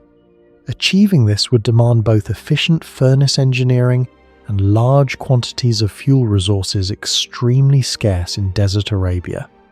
Archaeologists discovered traces of slag and furnace remains, suggesting the people of Mleiha understood airflow management and thermal concentration techniques. Some furnace structures appear designed to maximize oxygen flow using prevailing desert winds, increasing combustion efficiency without massive fuel consumption.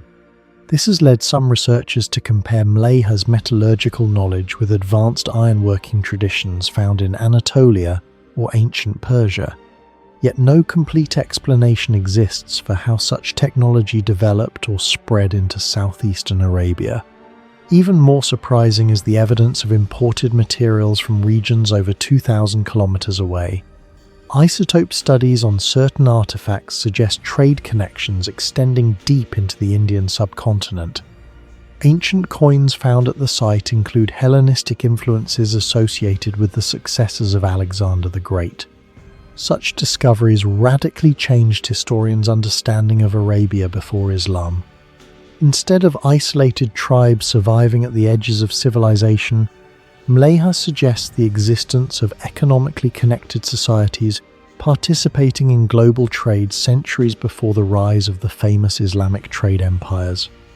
Around the 3rd or 4th century CE, Mleiha began to decline. What makes this especially mysterious is the absence of clear evidence for catastrophic destruction. Archaeologists found no signs of large-scale invasion, massive fires, or sudden warfare capable of completely destroying the settlement. One theory suggests climate change caused underground water reserves to collapse, making long-term survival impossible. Geological studies indicate shifts in rainfall patterns may have severely reduced groundwater recharge rates. Another possibility involves trade disruption. As maritime routes across the Persian Gulf and Arabian Sea became more efficient, caravan-based desert trade may have lost economic importance. If Mleiha depended heavily on controlling overland commerce, changes in regional trade networks could have gradually weakened the city. Yet many unanswered questions remain. If the inhabitants truly possessed advanced hydraulic knowledge, sophisticated navigation systems, and efficient metallurgical techniques, why did those technologies disappear so completely from the historical record? What do you think really caused the disappearance of Mleiha? Share your thoughts in the comments below. In eastern Anatolia, beside the immense blue waters of Lake Van, a wall of stone rises abruptly from the landscape. At first glance, it looks less like a fortress and more like a natural mountain split open by geological violence. But carved into the side of that cliff are stairways, chambers, inscriptions, and defensive walls belonging to Tushpa fortress, the ancient capital of the Urartian kingdom, built nearly 3,000 years ago. What makes Tushpa so unsettling is not simply its age, it is the engineering. Even today, archaeologists and structural historians still debate how a civilization of the early Iron Age managed to carve, transport, and construct on terrain that modern engineers would consider extremely hostile.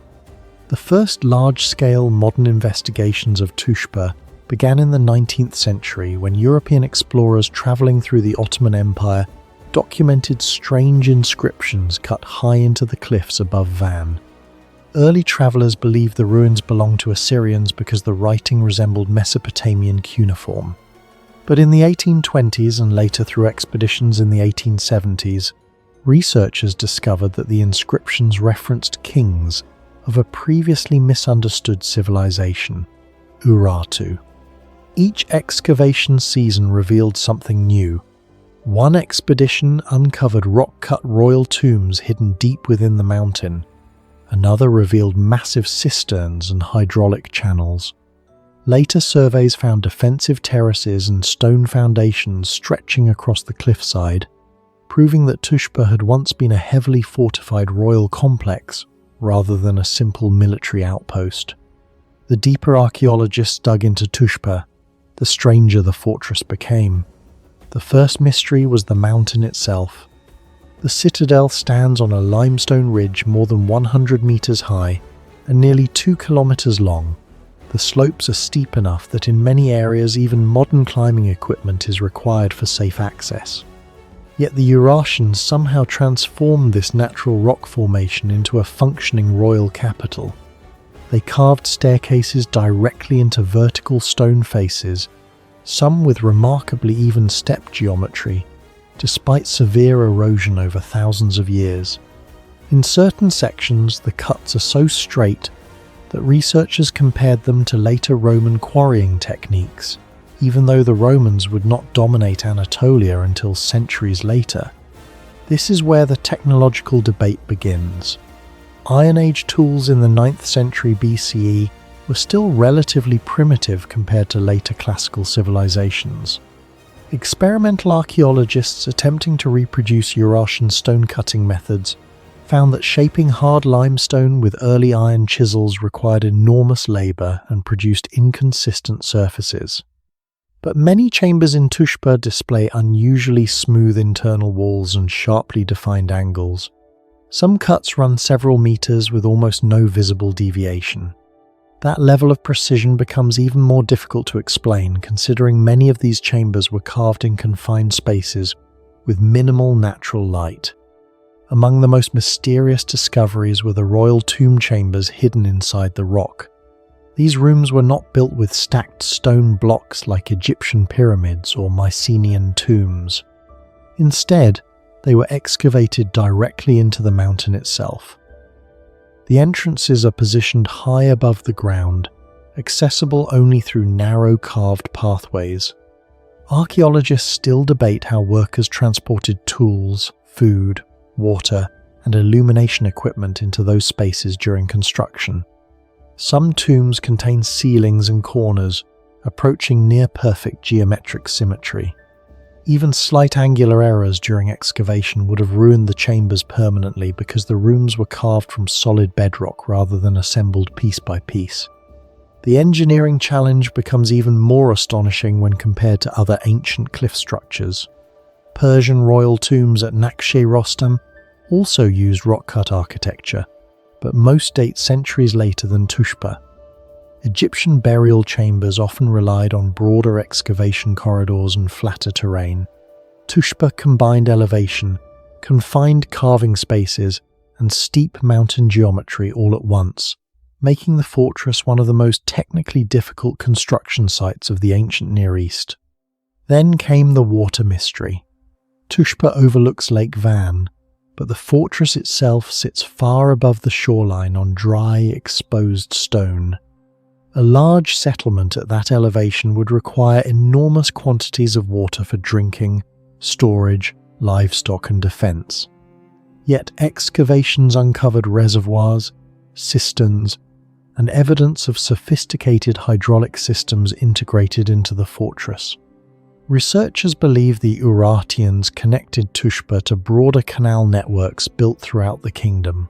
The most famous example is the Maeshowe Canal, an engineering project more than 50 kilometers long that still carries water in some areas nearly 28 centuries later. What astonishes engineers is the precision of those gradients. Modern hydraulic analysis showed that several Urartian canals maintained carefully controlled slopes that allowed water to flow steadily without destroying the channel walls through erosion. In some sections, the incline variation is measured in fractions of a degree across long distances. Comparable hydraulic accuracy would later become famous in Roman aqueduct systems. Yet the Urartians achieved similar functionality centuries earlier in mountainous terrain, using surveying methods that remain poorly understood.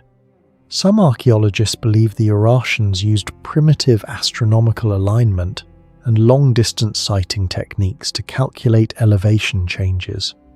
Others argue they developed practical engineering traditions through generations of trial and error.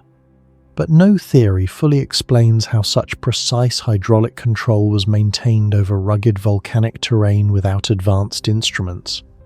But Tushpa's greatest strength may have been its military engineering. Most ancient fortresses relied on walls.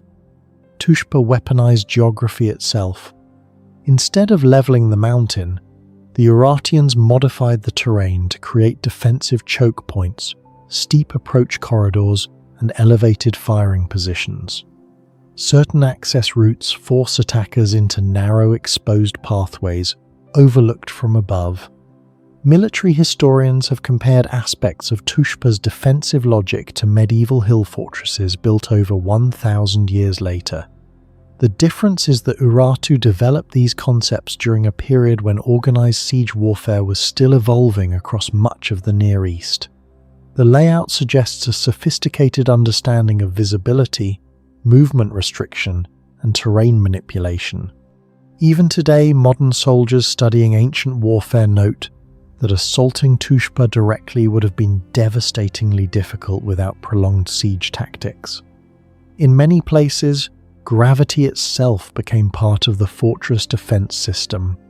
Excavators also discovered enormous stone blocks positioned in places that remain difficult to explain. Some wall sections contain multi-ton stones transported onto elevated terraces where maneuvering space is extremely limited. The region surrounding Lake Van is rugged, uneven, and prone to severe winter conditions. Traditional theories suggest the Urartians used wooden rollers, sledges, and earthen ramps. However, no experimental reconstruction has fully demonstrated how those techniques could consistently move such heavy material onto the steepest areas of the fortress without catastrophic collapse or loss of control. Comparisons with Inca stone transport in Peru often emerge in academic discussions because both civilizations operated in mountainous environments. But while the Inca relied heavily on polygonal masonry and broader mountain roads, Tushpa's terrain is narrower and more vertically restrictive. That difference makes the logistics of Urartian construction even harder to reconstruct experimentally. Adding to the mystery are the inscriptions carved directly into exposed cliff faces. One of the most famous texts belongs to King Sarduri. The inscription sits high above the ground in a location so difficult to access that early travelers required ropes just to approach it. Yet the cuneiform characters are strikingly uniform in depth and spacing. Creating such inscriptions would have required stable platforms or scaffolding systems, but almost no physical evidence of those support structures survived. Historians suspect the Urartians developed advanced wooden scaffolding techniques adapted specifically for cliff construction, though the exact methods remain unknown. The precision of the inscriptions is especially important because uneven carving on exposed stone normally leads to accelerated erosion. Yet many Urartian characters remain legible after nearly 3,000 years of wind exposure, temperature shifts, and seismic activity around Lake Van. Near the volcanic landscapes of southern Peru, nearly 3,500 meters above sea level, Raqchi stands beside the ancient Inca road network, like the remains of a forgotten experiment. At first glance, it looks like another ruined settlement of stone and mud brick. But hidden inside this remote complex is one of the strangest engineering anomalies in the ancient Americas. A massive temple wall rising nearly 15 meters high, sophisticated climate-controlled storage systems, earthquake-resistant foundations, precision hydraulic canals, and evidence suggesting industrial-scale metallurgy in a civilization that supposedly lacked iron tools, wheeled transport, or written engineering manuals. What makes Raqchi unsettling is not mythology. It is the possibility that the Inca understood structural engineering, thermal control, and high-temperature industrial processes at a level historians still struggle to explain. Spanish chroniclers first described Raqchi in the 16th century after the conquest of the Inca Empire. But for centuries, the site remained largely ignored compared to Machu Picchu or Cusco. Early explorers believed it was simply a ceremonial complex dedicated to the creator god Viracocha. Modern archaeological excavations, however, revealed something far more complicated. Spread across more than 4 square kilometers are enormous storehouses, long defensive walls, advanced irrigation systems, workshops, plazas, and the remains of what may have been one of the largest roofed structures in the Inca world. Researchers soon realized the scale of logistics at Raqchi made little sense for a normal religious settlement. The deeper excavations went, the stranger the site became. At the center of Raqchi stands the Temple of Viracocha, a structure unlike anything else built by the Inca. The surviving central wall stretches approximately 92 meters in length, and once reached a height estimated between 15 and 20 meters. Even today, the scale feels unnatural against the surrounding Andes landscape. Most Inca architecture relied on low-profile stone construction designed to survive earthquakes. Raqchi breaks those rules completely. The lower section uses finely cut andesite blocks fitted with remarkable precision, while the upper structure was built from adobe bricks reinforced by rows of columns. Archaeologists estimate the roof may have covered an area larger than many European cathedrals of the same period. The engineering contradiction is difficult to explain. Adobe is vulnerable to seismic activity, yet Raqchi sits in one of the most earthquake-prone regions of Peru, and still, large portions survived centuries of violent tremors. Some structural engineers studying the foundations notice something even more unusual. The andesite base stones appear capable of dispersing seismic energy through slight movement between joints, functioning similarly to primitive seismic isolation systems used in modern earthquake-resistant architecture. This technique would not formally appear in engineering science until centuries later. The Inca achieved this without steel reinforcement, modern mortar, cranes, or wheeled construction vehicles. Beyond the temple lies one of the largest known concentrations of Quilca's circular Inca storage structures. More than 100 of these buildings once covered the hillsides around Raqchi. At first, archaeologists assumed they were ordinary granaries, but later studies revealed something extraordinary about their placement. The Quilcas were carefully aligned with prevailing mountain winds flowing through the Andes valleys. Openings positioned at specific angles created continuous airflow through the interiors, reducing humidity and stabilizing temperature naturally. Modern thermal studies suggest some storehouses maintain temperatures several degrees lower than the outside environment, dramatically slowing food spoilage. This passive cooling system worked without ice, mechanical ventilation, or artificial refrigeration. The sophistication becomes even more impressive when compared to medieval Europe of the same era. In the 15th century, many European cities still struggled with large-scale food preservation and sanitation problems, while the Inca were engineering mountain airflow to create naturally cooled storage systems capable of supporting an empire spanning over 4,000 kilometers. Researchers still debate how the Inca calibrated airflow so precisely without advanced mathematical instruments. The greatest mystery surrounding Raqchi may not be its architecture at all. It may be what happened in the furnaces. Excavations around the complex uncovered large quantities of metallurgical slag, ash deposits, burned stone surfaces, and evidence of sustained high-temperature industrial activity. Chemical analysis revealed traces associated with copper processing and alloy production, but the scale and thermal intensity appear far beyond what historians traditionally associate with Inca metallurgy. Ancient Andean civilizations were skilled metalworkers, particularly with gold, silver, and copper alloys. However, most reconstructions of Inca smelting technology rely on relatively small clay furnaces powered by charcoal and manually directed airflow. At Raqchi, some slag samples suggest temperatures potentially exceeding 1,100 to 1,200 degrees Celsius, high enough for advanced copper alloy processing on a substantial scale. The problem is simple. Generating and sustaining those temperatures consistently at high altitude should have been extremely difficult. One theory proposes that the Inca may have exploited the powerful winds of the Andes as a form of natural forced air combustion system.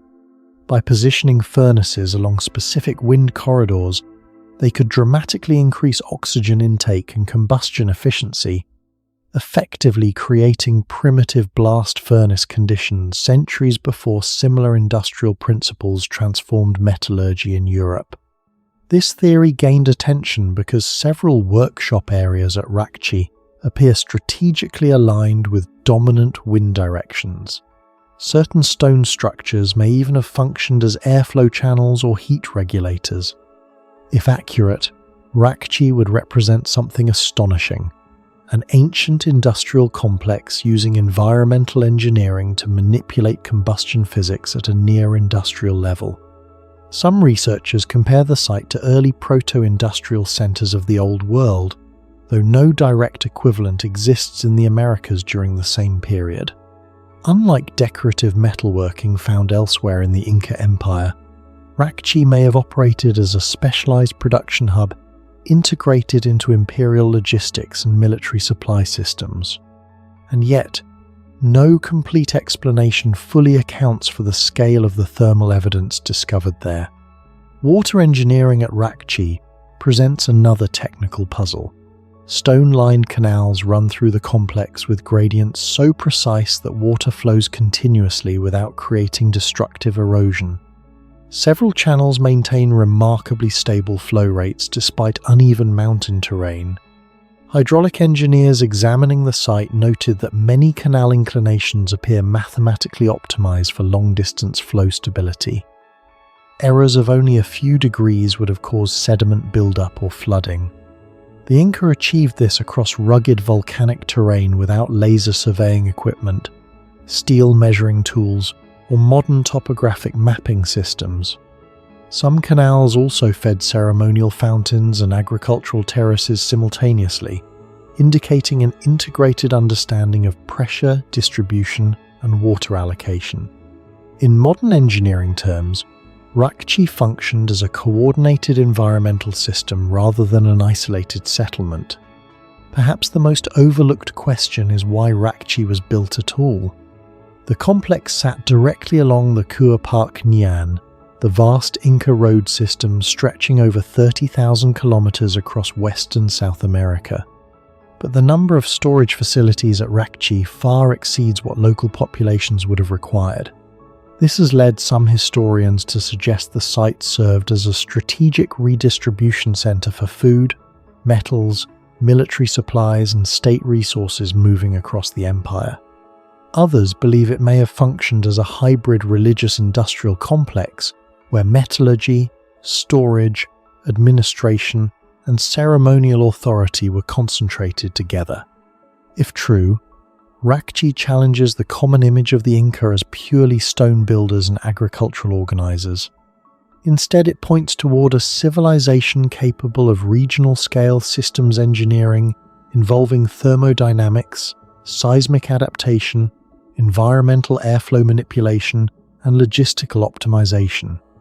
Do you think the Inca truly discovered engineering techniques far ahead of their time, or is modern history still underestimating what ancient civilizations were capable of? Share your thoughts in the comments below.